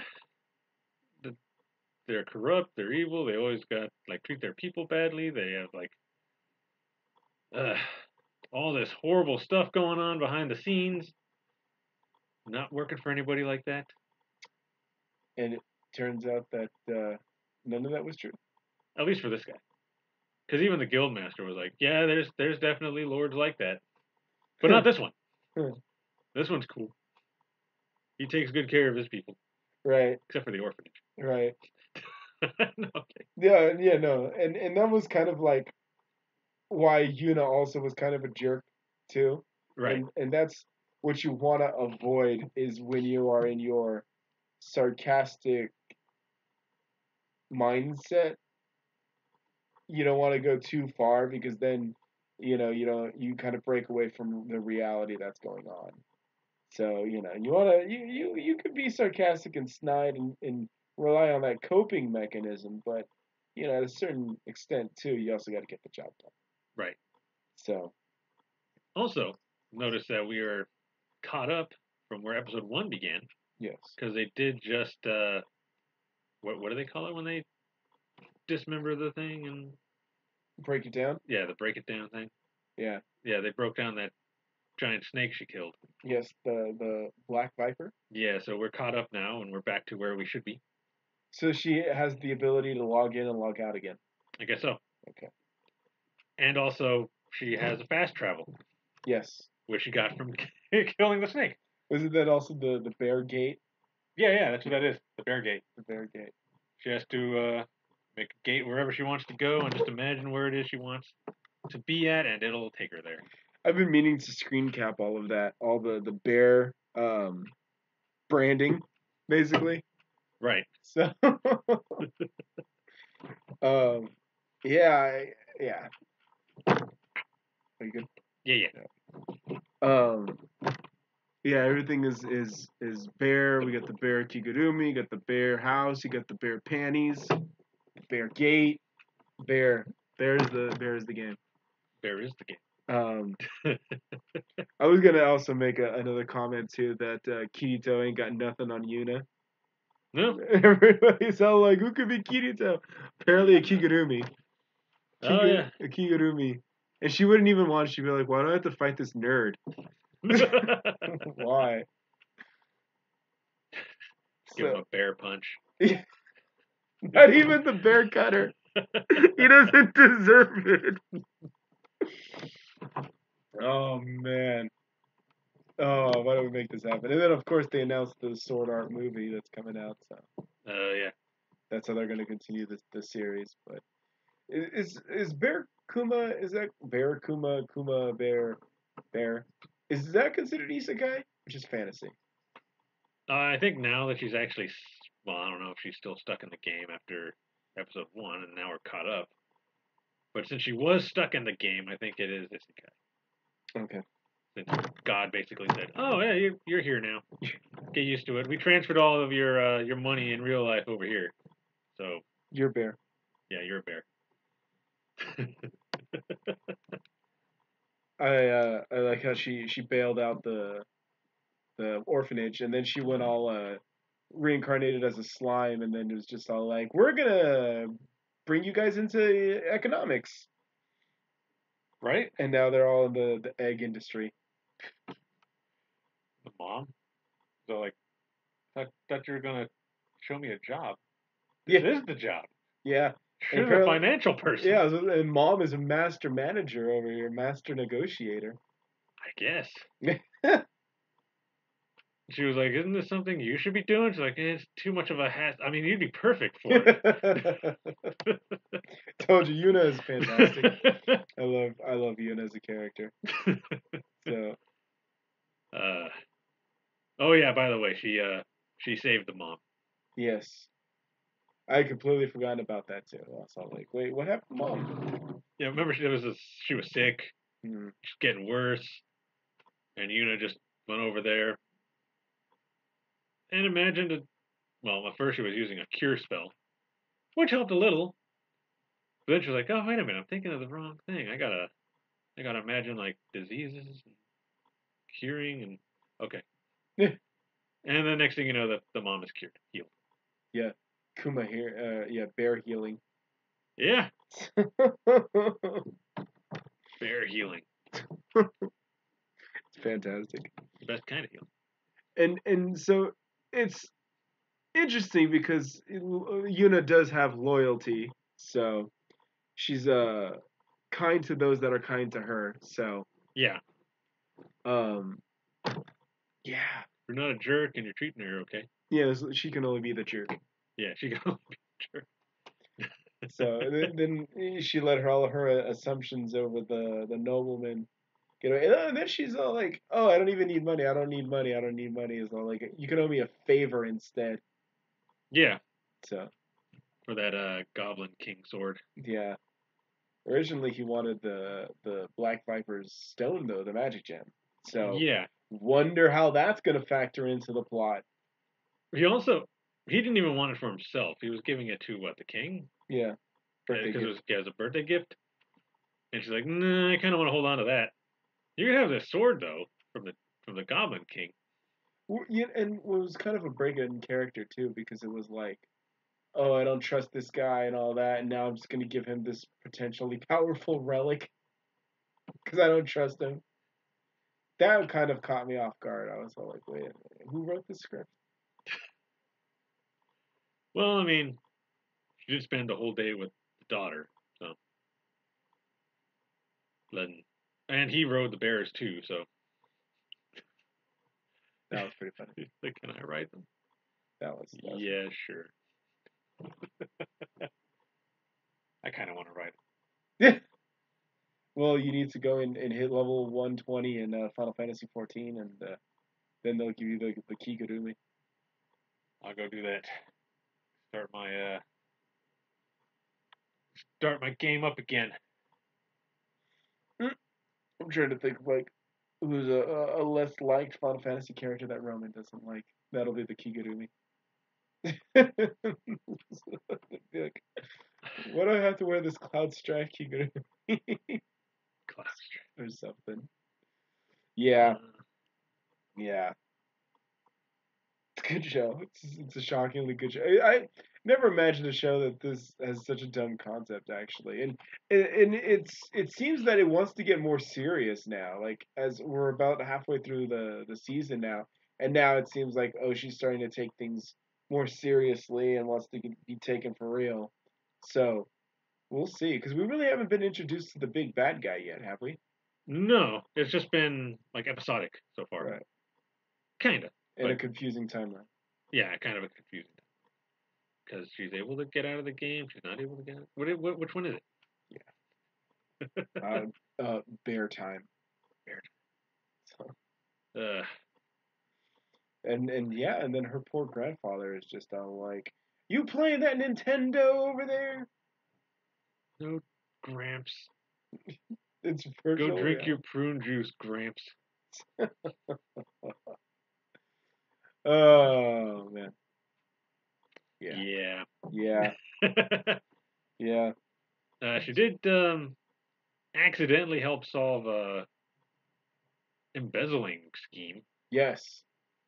Was that guy that was actually the embezzler? Was he in a previous episode, or was they just No, pulled him they out? just Okay. introduced him in this episode. Okay, they introduced him just to burn him. Yeah, just to burn him. Okay. Because I mean, she thought that dude was doing it, like just not giving the orphanage money anymore. Right. And he's like, wait a minute, I've given them money every month, Yeah, or however long he gives them money. That was way too convenient. You knew it was coming. He's like, wait, I'll be back. Yeah. And I'm gonna be real with you, the whole time that this plot was going on, who took the money from the poor starving kids, I honestly thought it was gonna be the nuns.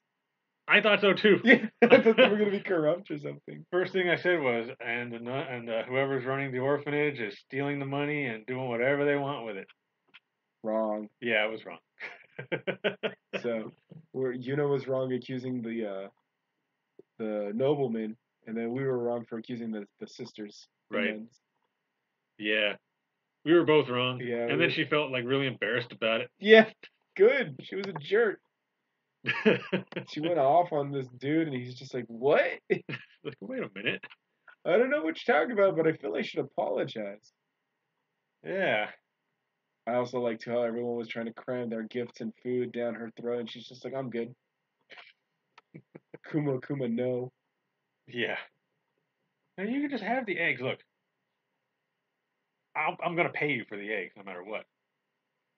Me saving your city has nothing to do with me buying eggs from you. So you're gonna take this money whether you want it or not. Yeah. There's no such thing as a favor.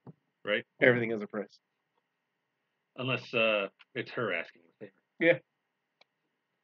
Wonder what the favor is gonna be. Oh. I'm sure we'll get to it this season. Yeah. It's going to be to dispatch the forces to save the king. You know. Quite possibly. But like I said, I'm curious to see who's the big bad guy. Yeah, we got to be introduced to somebody soon. Yeah. Maybe. Maybe it really will be a big evil businessman or lord of the country. Yeah, probably will. Trying to take over that guy's territory. Hadlar. Yeah, it'll be Hadlar. It's Piccolo. Piccolo comes back. Bear versus Piccolo. Let's go. Piccolo will lose. I mean, this is the same bear that can beat Kirito, so. I mean, she's got the power of bear imagination. She's got the bear necessities. Oh man, one bear cutter. That's it for Piccolo. Wiped.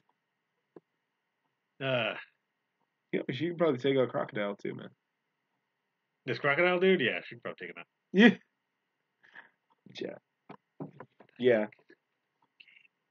Yeah. This is why you don't hear about it. It's a classic, right? Right. Yeah. Yeah. So that's about it. In terms of overall story, again, I think we're still waiting. But in terms of character depth and exploration, I think we've learned a lot about Yuna and her capabilities, and she's not that mean and rude to other people. She's not Saya from Sleepy Hime, but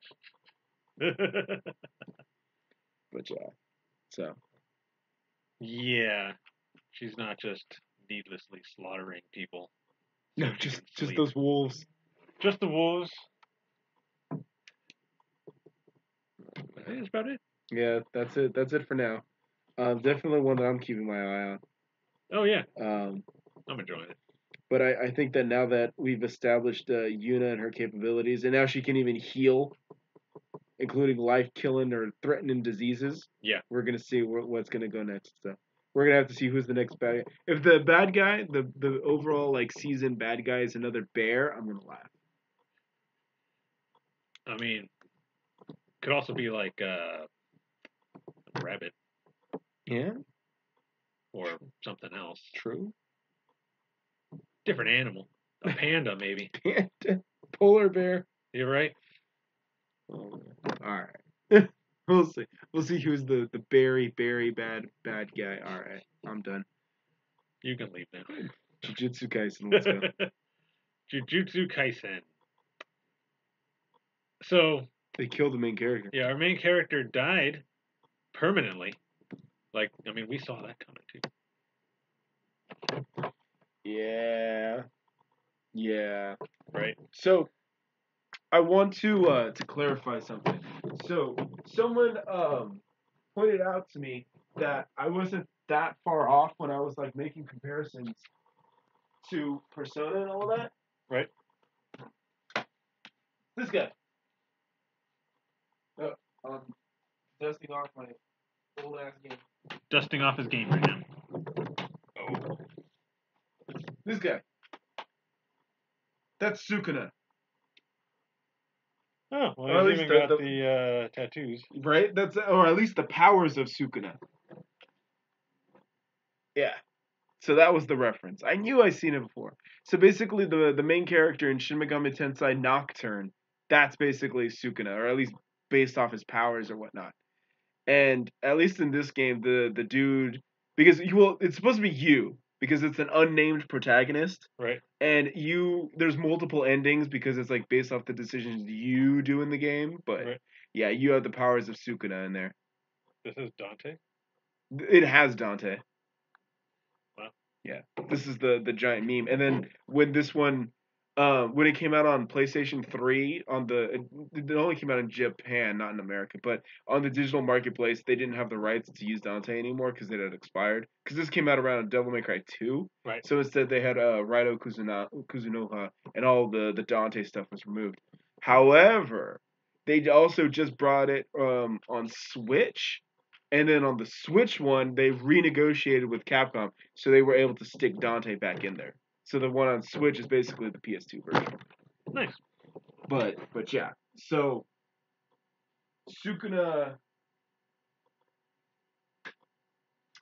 hairballs.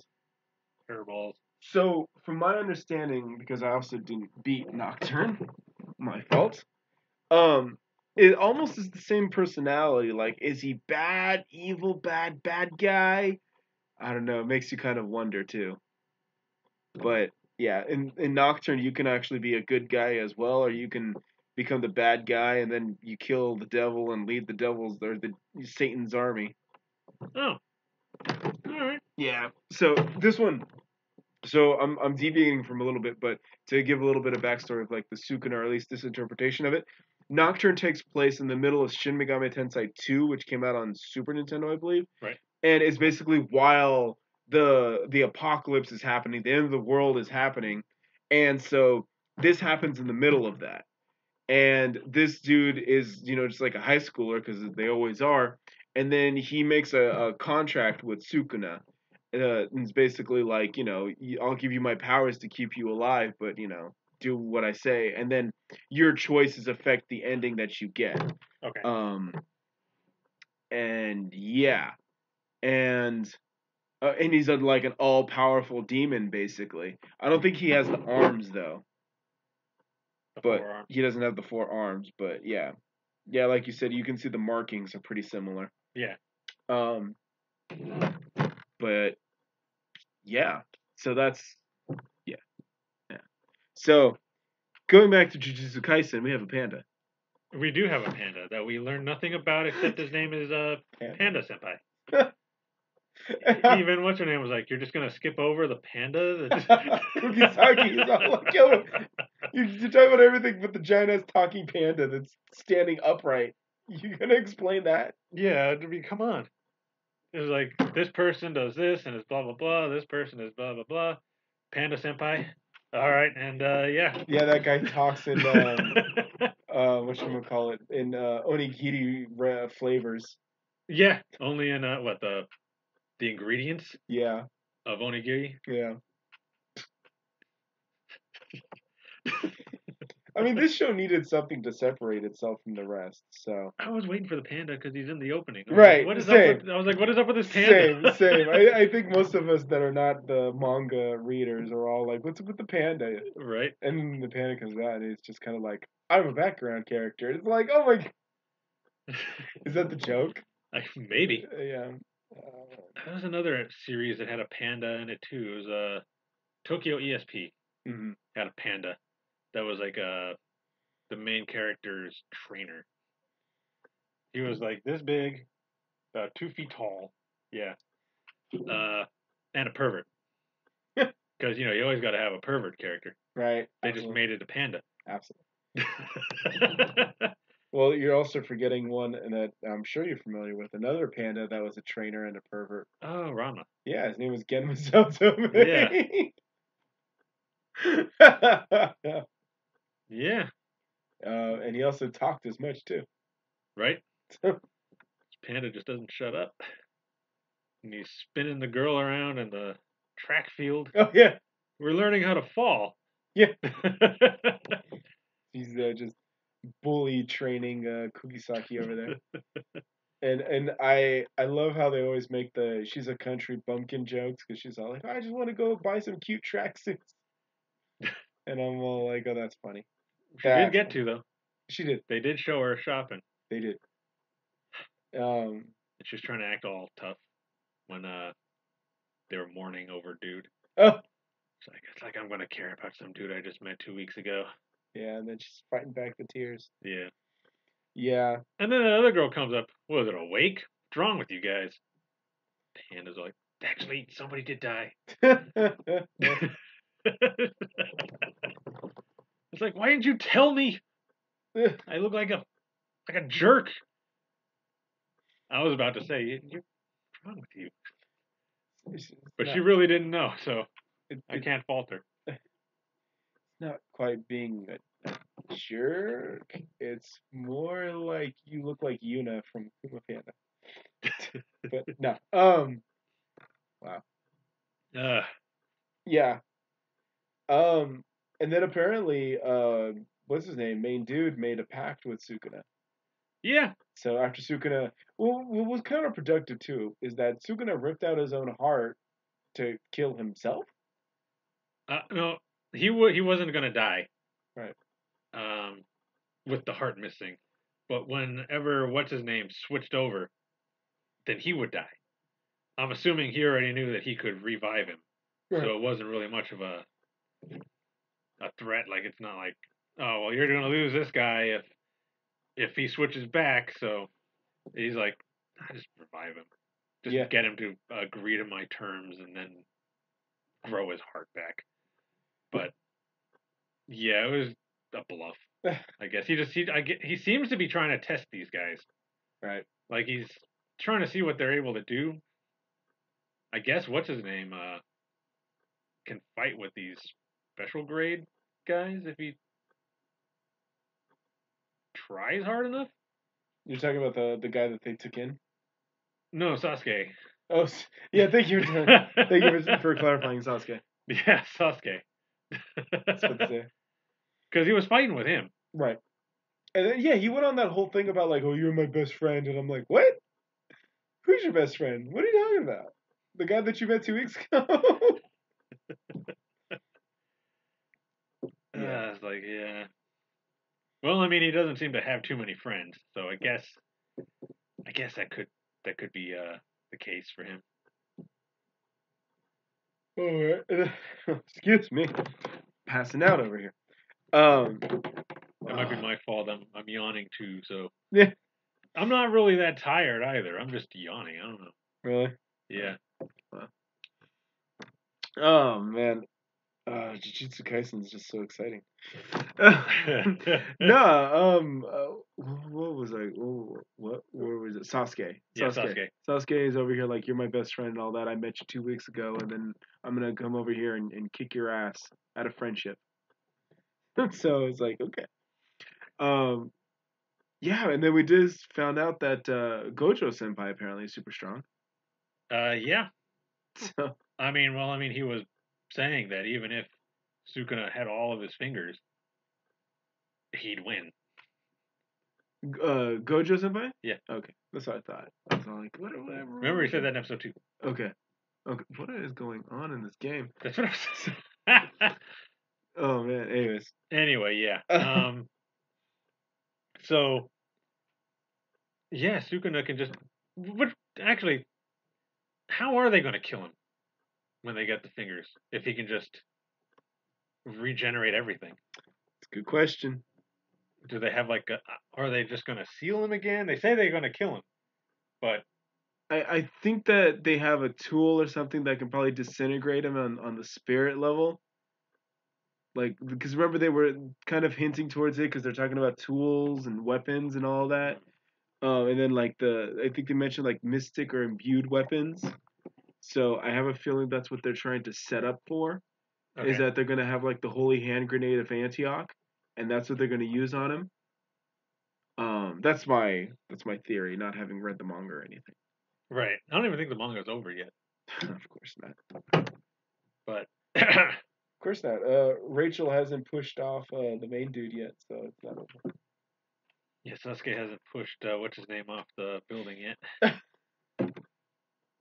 Never gets old. Oh, Rachel. But yeah. Yeah, this is also another Crunchyroll exclusive, huh? Jujutsu Kaisen. I think so. Yeah. Did they paid for it or they just are hosting it? I think they might just be hosting it because Okay. I don't see the Crunchyroll logo every episode Okay. like they do with the like Tower God, God of High School, Noblesse now. I don't even think I see that on Tonikaku Kawaii. Do they have that on Tonikaku? Maybe in the beginning where it just says like Crunchyroll original. But yeah. I have to pay attention more. Yeah. To the beginning anyway. Yeah. But yeah, I don't think they do that for this one. I think it's just hosted on Okay. Crunchyroll. Okay. I do want to also say that it was pretty cool. I mean, you kind of saw it coming. You knew it was gonna happen. But when they were inside of Sukuna's like demon realm or whatever, Yeah. and they were all like trying to make terms on how to control the body or how to coexist, and finally he's just all like, "Okay, I'm gonna fight you to the death, and if I die, you do what I say, and you won't remember. If you win, whatever happens." So it's all like, "Okay, cool. Let's have a flip. Boom, dead." Yeah, you knew it was gonna happen. that was pretty good. I was all like, okay. You knew it was coming. You just didn't know how he was gonna execute it. And then he just boom. In mid sentence. Didn't even let him finish his terms or anything. He's just so like done. Yep. So So basically, the terms are whenever Sukuna says a certain word, he's allowed to take over the body for a minute. and dude doesn't know what that word is. Yeah, because he doesn't remember. But I guess it'll just trigger whenever he says it. And the other part of it was that he wouldn't remember. So, yeah. To see how that works out. Because, it's only a minute. Right. But I guess a lot can happen in a minute when you're Sukuna. Right. So he said it was a minute or was it 90 seconds? No, I think it was a minute. It was a minute? Okay. I think it was a minute. Okay. Yeah. I mean, it just took dude's head off like that. So Yeah. I'm sorry. That was like my biggest takeaway. So like we got a panda. Okay, so we're learning more about panda. Oh no, we're not. Okay. So, Yeah, we're done with Panda. No. You just know his name's Panda Senpai. Yeah. Oh. And I think we're gonna get introduced to what, one or two more other people. Yes. Yes. So it's probably going to come from the tournament arc we're setting up for. Yeah. Because they even managed to put a tournament arc in Jujutsu Kaisen. Wonder what they're gonna say when they see him. Well, I think that everyone knows that in all the different jujutsu schools that he's the one that ate the fingers. So I think for sure they know that. Yeah. But I mean, his group, because they think he's dead. Right. Okay. And they were like, "Oh, let's keep this under wraps or whatever." Blah blah blah. Yeah. Got it. Until the day of the competition, and then show that he's still alive. Yay! Oh, are we gonna do like a training thing for the next couple of episodes, or because I know Gojo's about to fight that lava dude. Right. Oh yeah, that was pretty wholesome too. They just burned down Denny's. Right? That one dude was smart though. He was like, I quit. Yeah. I'm out of here. He knew right away, if I go anywhere near there, I'm going to die.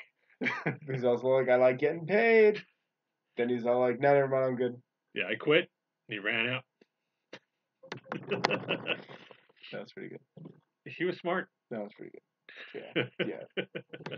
I think that almost like this, all the episodes that came out this weekend, this past weekend, are all like all the so far the best episodes. That Yeah. I feel. Yeah. I mean, just pick one. It's all like this week's episodes were like the best ones. Golden Kamuy, like I said, was great. Dragon Quest was great. Tonikaku Kawaii was great.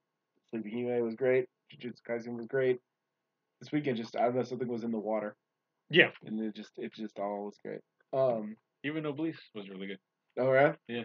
So is that your subtle way of saying catch up? Yeah, that's my subtle way of saying catch up. So, but yeah.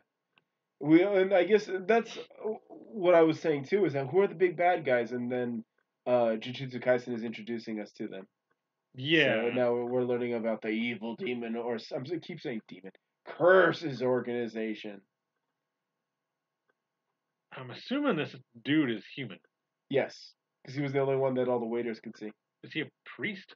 It looked like it, or at least a spirit invoker, someone that can call out the spirits and all that, which makes more sense because they're not quite demons, they're not quite ghosts.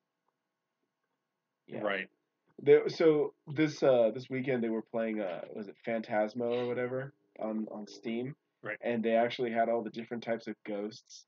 And Oni was on there and all that, and Ghost, yeah. Banshee was all in there, so it's one of those like subtle differences that you don't even think about. You just call them all a general catch-all term. And then you're watching Jujutsu Kaisen and you're learning about the different kinds of curses. Yeah. Apparently this dude is, as strong as 6 fingers? Like if he had 6 of Sukuna's fingers, he'd be that strong. Wow. I mean, well, he did burn up that place without trying. Yeah. We're going to learn a lot about the power levels pretty soon. We're going to see if Panda can save the day. Panda will. He'll eat a eucalyptus tree and he'll be good. Go and take out the enemies. Yeah, this will be fun. I am curious, I'm not going to lie, to see what the other schools are capable of. And normally I'm not one to be super like, yay, tournament arc. But we'll see. I want to see more characters get introduced to. So that was funny when they were like, "You want to join our group for this thing?" She goes, "What, we playing Smash?" country girl. Yeah, that was pretty good. That was pretty good. But yeah, the way it was going, it kind of sounded like they were overdoing teams and we're doing singles. It was like, is it Smash? Smash is so technical, right? Smash is a different game these days. I mean, it's the best fighter. Best fighter. Competitive action game. Fighter. I'm opening my beer. Oh yeah. All right, let's talk Demon Fingers. Ami actually has Demon Fingers for sale. As official Jujutsu Kaisen merch? Yes. Wow. They have 4 ways of you to get one. They have, SH Figure Arts figures of Gojo Senpai and the main dude, whatever his name is. Okay. You can either buy them separate or you can buy the one that comes with a finger. They sell the finger separately And you can buy a pack of 20 Jeez. for like $400. Jeez. What is that, like $20 a finger or something? Yeah, it was like $22. Yeah. Oh, this series apparently is really popular. I was thinking of getting one. A finger, not the 20 pack. When you unbox it, are you going to eat it? I wouldn't even know how to edit myself eating that thing. I guess I could do it where just I put my head to the side and make it just look like I'm eating it. But I don't know. We'll have to see how my account does. Okay. If it stays that long. Yeah. Oh yeah. You were in hot water with them, weren't you? I was thinking I was. I'm surprised they didn't send me any kind of suspension notice, but they didn't. Nah, they're probably like any money is good money, regardless of when we get it. I hope that's the case. I will say too that I did like the nurse that was operating on the main dude, and she was all disappointed she couldn't dissect him. Right. She was like, "Oh, it's my one chance." Oh, he's gonna get those fingers. Apparently, that one dude is like really into her. Yeah. With the glasses. Nerdy, book smart guy is all into the morbid. I want to dissect this dude and see how things work. Oh, Mortician. Oh my goodness. Or whatever they call them. Yeah, no, you're right. It was mortician. It's a mortician. Okay. Yeah. Okay. Yeah. You're yeah. I'm in the right direction. Yeah. Yeah. So you just don't really think that this would exist in this kind of a setting. It's all like, well, don't they like typically vanish? No. I guess so. I guess we can dissect spirits and curses. So. Well, I think it only counted with him because he ate the curse, so it was still a human body. Yeah, true. And since it was Sukuna, they were like, "Ooh, I get to dissect this." She was super excited, and then super disappointed. Yeah. Aw, I can't dissect this curse. He's alive. Damn. Now I gotta wait for the panda to eat it so I can dissect him. Right? See what he's made of. Just be some guy in a costume. I also am curious. All the new characters that they just introduced, all the second years, I do want to see what they are capable of. I'm not gonna lie. Yeah. Whatchamacallit? The Onigiri guy too. We'll see. We'll see what he can do. What's his deal? Panda apparently can run really good on rooftops. Oh. If we go by the opening. Okay. We're watching this boss fight in Rule of Rose too. I think he's almost dead. Oh yeah, he's almost dead. But yeah, this is like, speaking of curses. But yeah, it's also, this game is notoriously like bad. Yeah. Well, they tried. Yeah. It's just also like Jujutsu Kaisen. We're also in a holding pattern too, because main dude just came back. He just reemerged with Sukuna too, and they have him on hidden away. So we'll see what he does when he breaks out. He's gonna come in at like Gian Mori over there. Got a high school at the last minute. Right. But right now he's watching movies. Right. Training, quote unquote. Right. Which I was all like, I wonder if that bear is actually like official merch by now. Not yet. No. I'm always checking Ami, so if I see it, I'll let you know. I mean, I don't want to see if there's a Nendo or something. Yeah, I don't want to buy it. I just thought that was pretty funny. They do have sleep masks of those bears from Sleepy Princess, though. Really? Like the one to cover your eyes. Yeah. Suya. Oh man. And actually, that's what I was gonna say too. Since I am passing out, I think that we should just skip Tonikaku Kawaii this week, and we'll do Sleepy Hime, and then I owe you a roundup of Tonikaku Kawaii. But okay. Oh, cool. Oh yeah. So to wrap up Jujutsu Kaisen though, yeah, they introduced a bunch of characters. Our main dude came back from being just obliterated. Yeah, I was worried too. I thought he wasn't going to come back. You really? No. Man, they did it in a good way though. It's not like, man, I'm the best. I'm gonna jack you up, son. You ain't gonna. So I was like, okay, that's how you do it.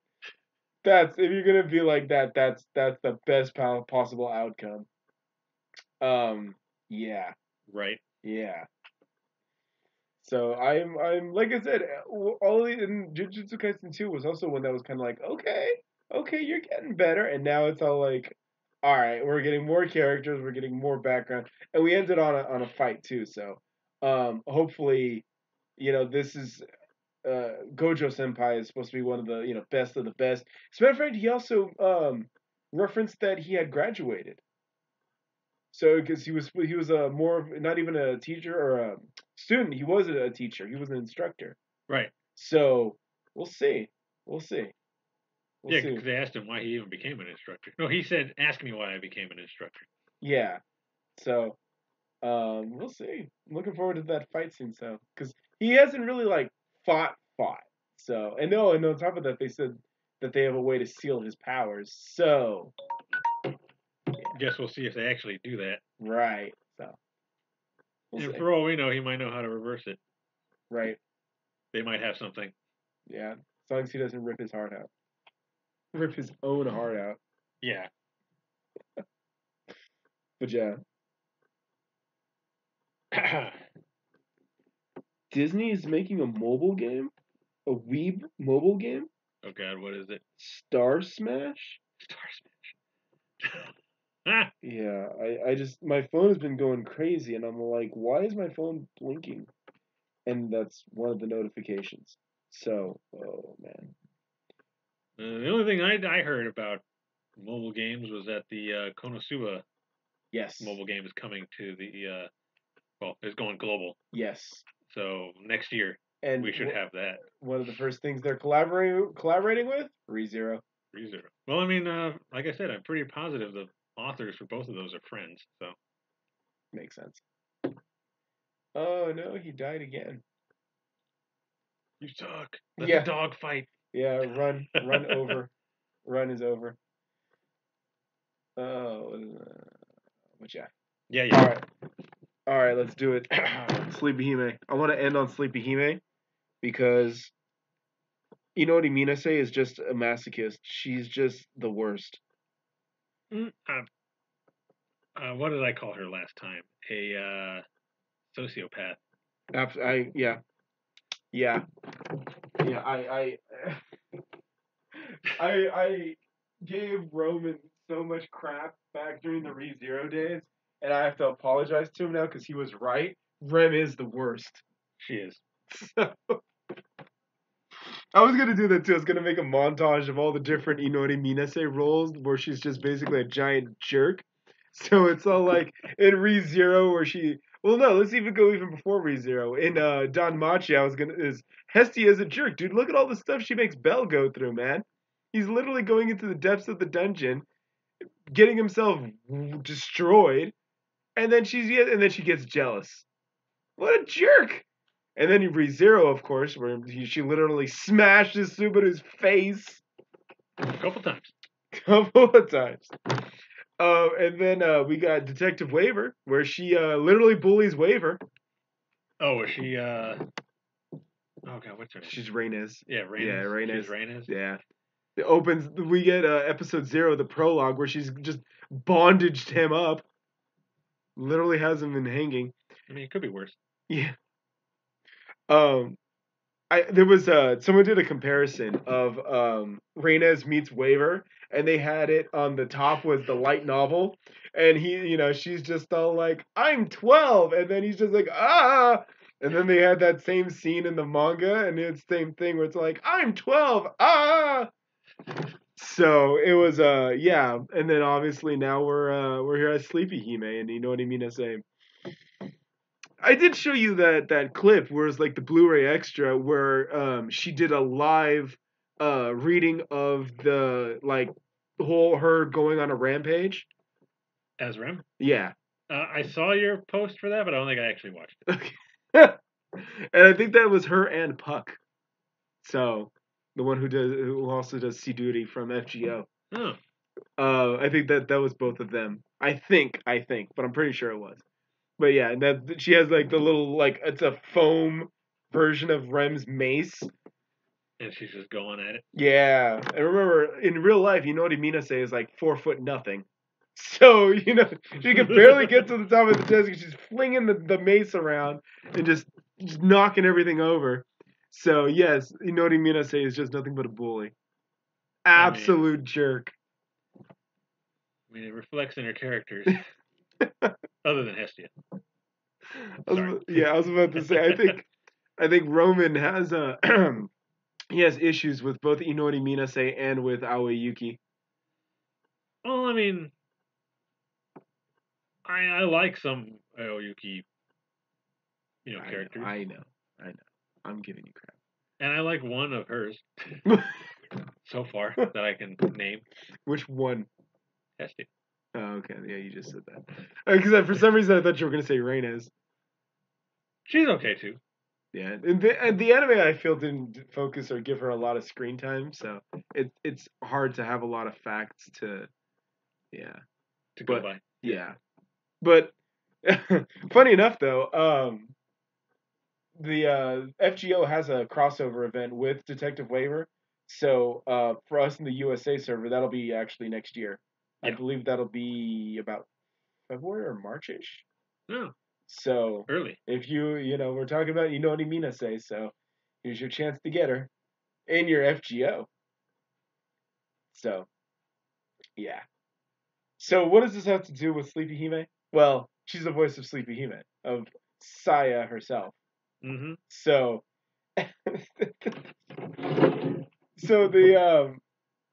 the female generals come back, and the harpy is all like, "Oh, I just want to be friends. There's another girl in the castle now. I want to be friends." And then immediately I was all like, "Don't you dare pull those wings off of Harpy." Wanted to. Harpy is the sweetest thing, and you have Saya over here like, "Oh, I can make something out of those feathers," and it's like, "Don't you do it! Don't you do it, you sadistic son of a." Believe me, if she could have, she would have. Oh. Yeah, so are these detachable? Oh my god. No? Oh. Guess you'll just be sleeping with me. Bless you. Thank you. Yeah. This is so bad.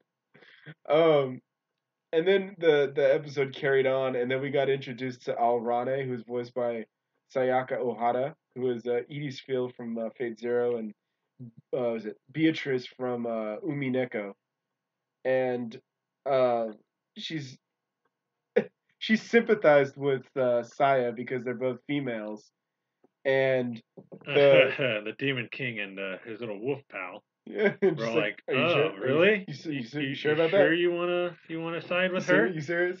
Here, look at this.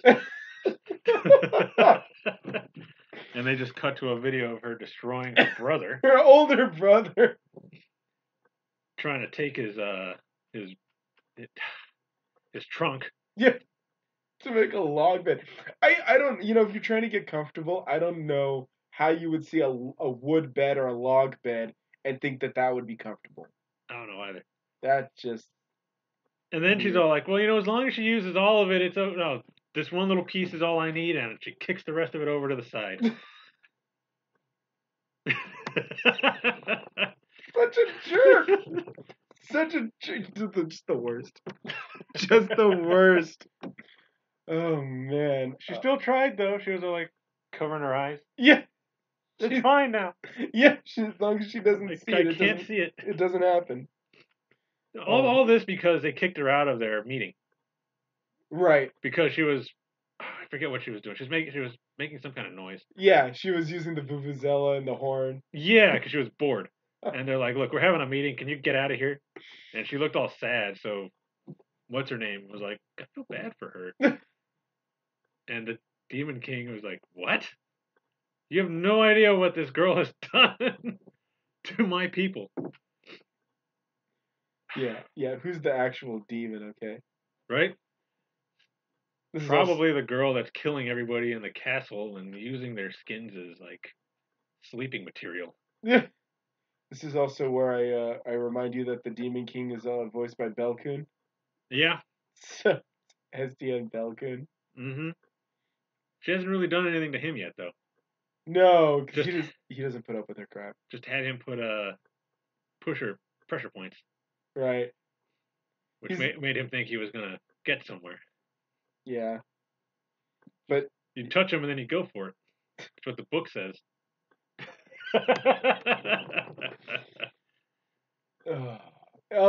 I want to say that one of the guy, maybe it was Frankenstein, maybe one of them is actually voiced by no Needles, the Hedgehog guy.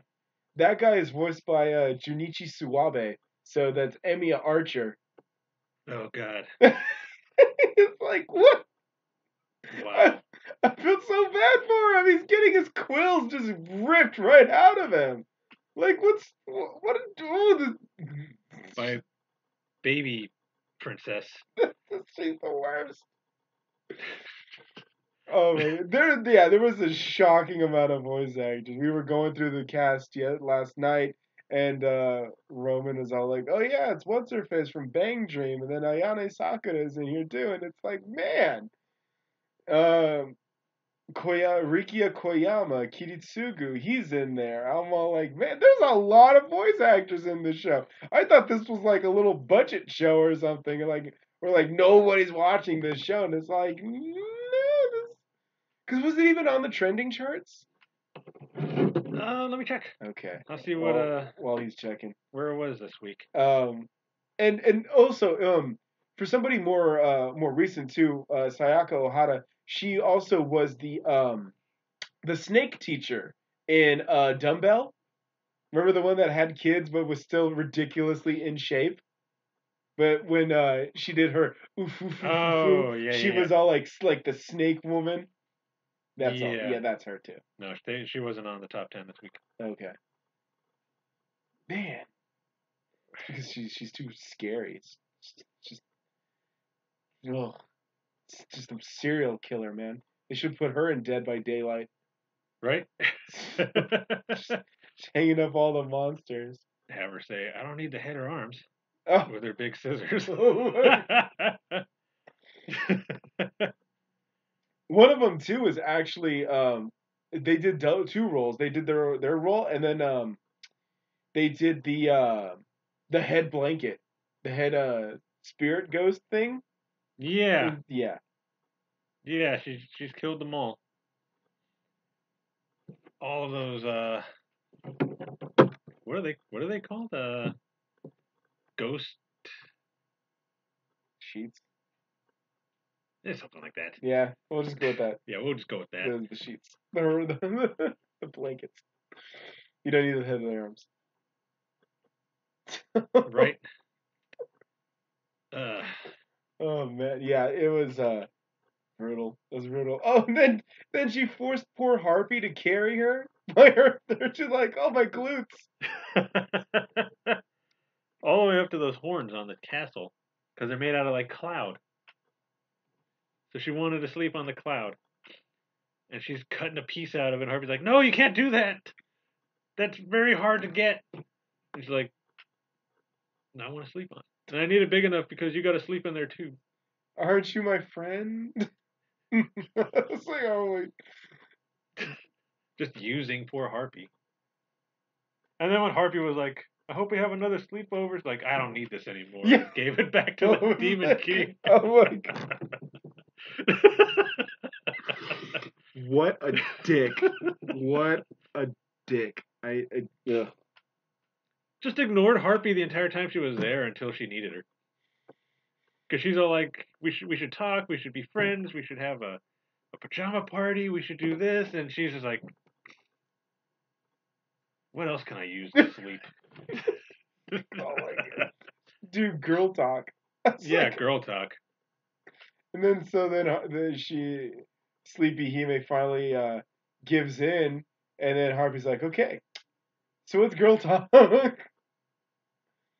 No girl talk, just sleep. No. Man.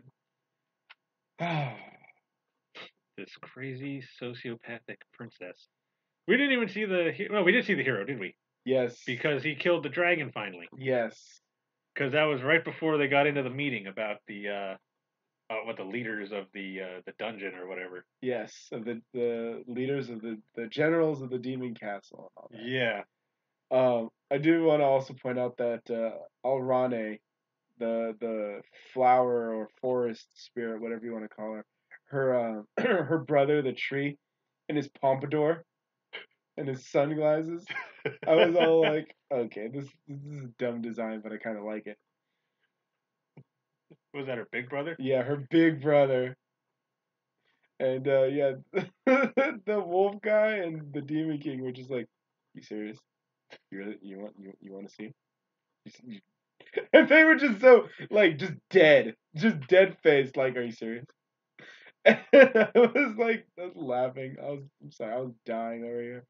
It was also almost like they were just dying to show someone else how evil she is. Yeah, if you notice too, everyone at that party, all the other demon generals, all were like super quiet, like. They're like, look, we know how she is, so just keep it down. Don't start anything. Because all of them were like, "Oh, I want to go fight the hero. Let me go fight the hero." And they're like, "Ha ha, I'm the strongest." And then when she was over there with the horn, and before that happened too, I was like, "What is that noise? What is that?" And then they're like, "It's her on the horn. Like someone pay attention to me." You know what I mean? I say is the best brat. So, and then I was also letting the opening theme play too, where she sings the opening, and it's like, this is perfect. This is perfect. So, I want to remind you too that Rem is the reason why you got a death threat. So it is the reason why I got a death threat, and also the reason why I'm hoping my account on AmiAmi doesn't get shut down, because my figure for Emilia, the one that I got the death threat for, well, not death threat, but told to kill myself for, comes in this month, and I gotta make sure I have it, so that I could find that post again, tag the guy in it, and be like, "Hey, look, I've got it. I'm still alive too." You gotta make it your profile picture. Yeah, make it my profile picture. Yep. And then you gotta watch out though, because then this guy will find your statue, and then he'll be like, "I don't need the head or the arms." I don't need the head or arms. Snip. Oh man. So last time we were doing the episode for the podcast, you were talking about her killing a turtle and an ice golem, and I had no idea what you were talking about. Yes. Because you had watched that day's episode before I could, and I guess for some reason you thought I'd watched it. Yes. I'm just letting you all know I was kind of confused, but I was pretending like I kind of understood what he was talking about. But I've now seen the episode, and yeah, it's kind of crazy how she killed that rock turtle, or no, rocket turtle, and then used his shell as a bath. That's when I was convinced that we're dealing with a serial killer here. This is just not normal behavior. This is absolutely serial killer. Like, this is Charles Manson over here. The Charles Manson of the fantasy world. Right? Like, this is absolutely just, oh, wow. Wow. And then what, the wolf guy's all like, no snacks for you until you fix the turtle. Just totally murdered the turtle. But that's okay, because you can just put them back together, and now you can get some fruit snacks. Yeah. Same with the ice golem. The ice golem was the union leader. He's all... just trying to get equality for the ice creatures, and during the heat, like, take care of us too. And what does she do? She kills him, and then makes an igloo out of him. You hear him screaming in the background as she's killing him, and everybody's like, "What is that noise?" Okay, Sleepy Hime might be the best Halloween show. I And all the rest of the people that watch over her know exactly what she's doing. Right. Like when they saw her in the igloo and these ice monsters in there, like fanning her and stuff. Like, oh, we do this, we can get to talk to the Demon King, and then get our voices heard. And they're just over on the side, like, yeah, she's using them. She's totally using them. Oh man, this This show's great. I love to be just how she gets away with this. and I told Belle to watch this for our episode. Nice. I told her the title, and I was like, "Don't let the title fool you." Did you actually call it Sleepy Hime, or did you call it the Maojo de no, was it Maojo de Oyasumi? I called it that, and then I told her the English title, "The Sleepy Princess and the Demon Castle." Yeah. And I was like, "Don't let the title fool you." Actually, and when you put it like that, I just learned my weeb language because I call it Sleepy Hime. So English. Yeah. So my weeb tendencies over here. But yeah. So yeah, I told her to watch it so we could have something to talk about next week or next episode. Nice. That's new. Yes. Because she hasn't really watched too much since we stopped recording, except for, like I said, a little bit of Demon Slayer. But yeah, it should be fun. I'm looking forward to seeing what's her take on how much of a sadist Saya is, Prince Saya Hime. yeah, it's like I didn't tell her anything about it. I just said, "Don't let the title fool you." It's much worse than what you think it is. So I'm interested in seeing what she thinks of this sociopathic princess that is killing all these innocent monsters in the demon castle just so she can have a good night's sleep. It's not Sleepy Princess, Sleepy Hime, unless there's murder. And then you just zoom into her peaceful face. Saya. I don't think this is an act. I think this may literally be, you know what I mean, I say. Who knows? It could be. You know, she's just like, no, that's not how you murder a floating bedsheet. This is how you do it. No, you leave the head and leave the arms. Now, I'm not saying I've killed an ice golem before, but if I had, this is what I'd do. Yeah. Be like O.J. Simpson's book, if I had done it. So all I'm saying is that she's pretty effective at murdering these creatures. But yeah. You'd think she'd been doing it her whole life. I just want to ask, has anybody seen Inori Minase's cat lately? She has a cat? Or had? Yeah, there you go. I was about to say. Had? Kidding. I'm kidding. Wow. But, yeah. I'm interested in hearing what she says about this. It should be fun. Hopefully she's not traumatized like I am. I don't think she will be. Despite how Belle looks, guys, she's a little sadistic too. Oh, yeah? Oh, then she'll probably sympathize with Sleepy He-Man. She has her moments. So, yeah. She feel like, well, the bedsheet guy deserved it. He had it coming. He knows what he did. That's what he did. How dare he be so comfortable? Yeah, it's his fault for being soft. And fluffy. Yeah. I'm waiting for more, Did they have an Android of her out? No, they announced they showed the artwork though. Okay. Yeah. Yeah, I'll definitely have to get it. Yeah. I wonder if she'll come with her big scissors. Probably. Probably. Scissors Man, that was the one we said was voiced by Kiritsugu by Rikia Koyama, I think. So he's the one that does it? Yeah, he's the voice.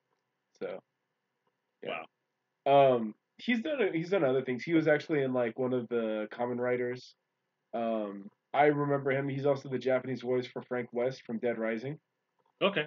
So, yeah, and then he was for me one of the earliest roles I ever saw him in was a Standalone Complex, Ghost in the Shell, where he was Saito the sniper. Told you, man, snipers. Snipers. As well as he also like did a couple other recon things as well. But, yeah. Okay. But yeah, for me though, he'll always forever be Kitsugu, as like those other people that do Fate roles. But yeah, other than that, like I said, that's the way this show has all these characters and voice actors. That's why I thought it was like this is probably a much bigger show than I thought. It doesn't seem that big, but yeah, I guess it is popular. I guess so. It might not have been number one or anywhere on the list for the overall top 10, but it was in the UK's top 10 at number 10. I mean, What's that tell you about the UK? the UK knows a lot about taking over things and killing. So, torture too. So, Not wrong. yeah. Not wrong. So they probably sympathize with the princess. Princess just wants to sleep, mate. She just wants a nap. I'm just wondering how this hero is going to attempt to save the princess when he could barely even defeat this dragon. And who cares about him anyways? We don't even know his name. Yeah. I mean, she doesn't remember. She's like, I vaguely remember that guy. I think I met him once. Oh, man. It's a great show. It always seems like she has like some kind of revelation, like, oh, the hero's coming to get me? I kind of remember that guy. Oh, well. Whatever. Man. Yeah. It's one of my favorites for this season. Yeah. I hate to love this show so much. I feel bad every time they introduce a new character. And again, that Demon King is voiced by Belcoon as well, so it's like, cut Belcoon some slack. I guess, well, I don't know. If she tries to cut him some slack, she'll probably just kill him. Just no slack, just cut. Oh, man. She'll probably kill the Demon King before the hero does. Make a bed out of him. Use his cape or something. Ah.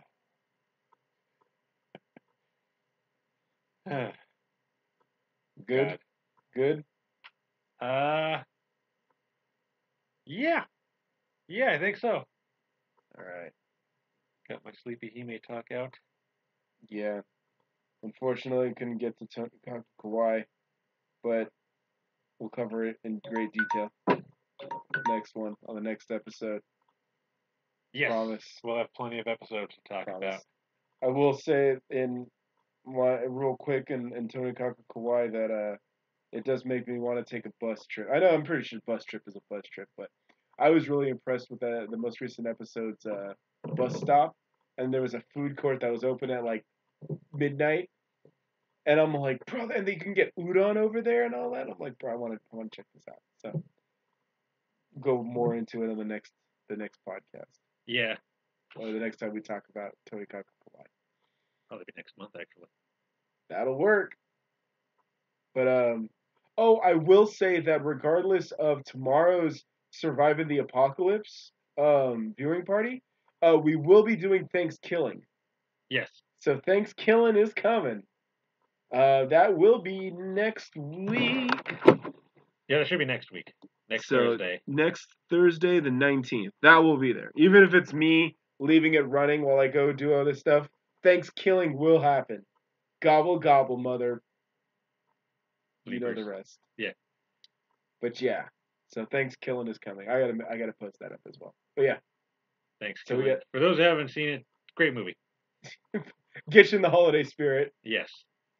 Definitely makes you want to eat some turkey.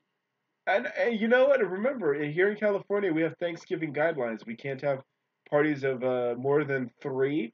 So Thanksgiving will help you get to 3 people. Yeah. Maybe. There will only be 3 people at my house. There you go. Along with like 15 others. Yeah, there's 3. They'll just be in different rooms. Yeah. 6 feet apart. Yeah. Yep. So it's been a while since I've watched it, but I'm looking forward to it. So good. We'll have to looking forward to that. You said it was on Amazon, right? It's still there. Yeah. I'm gonna go and reconfirm it And if that is the case, then yeah, we'll do an Amazon watch party. For those that have Amazon Prime, you just jump onto the code that I'll provide. It's probably better if you have like bad bit rates or bad connection or streaming rates through Discord. Probably be better to jump on the Amazon viewing party. Otherwise, I will be just streaming the Amazon watch party through Discord as well. So you got two options. So watch through Amazon or watch through Discord. Basically, we really want you to watch this movie. Yes. Yes. So we're making sure that you can. Yes. So yeah, that's about it. Yeah, that's all I got. All right. So again, next podcast episode should have Belle Yes. on as our guest. Yes. We'll be discussing some of the anime we've watched, some that she might have been watching while while she was, gone. And no One Piece. Yeah, don't ask about One Piece again. But if you have questions for her, leave them in the comments or something, and we'll be sure to ask her. Then yeah, that's it. Then there's the watch party tomorrow.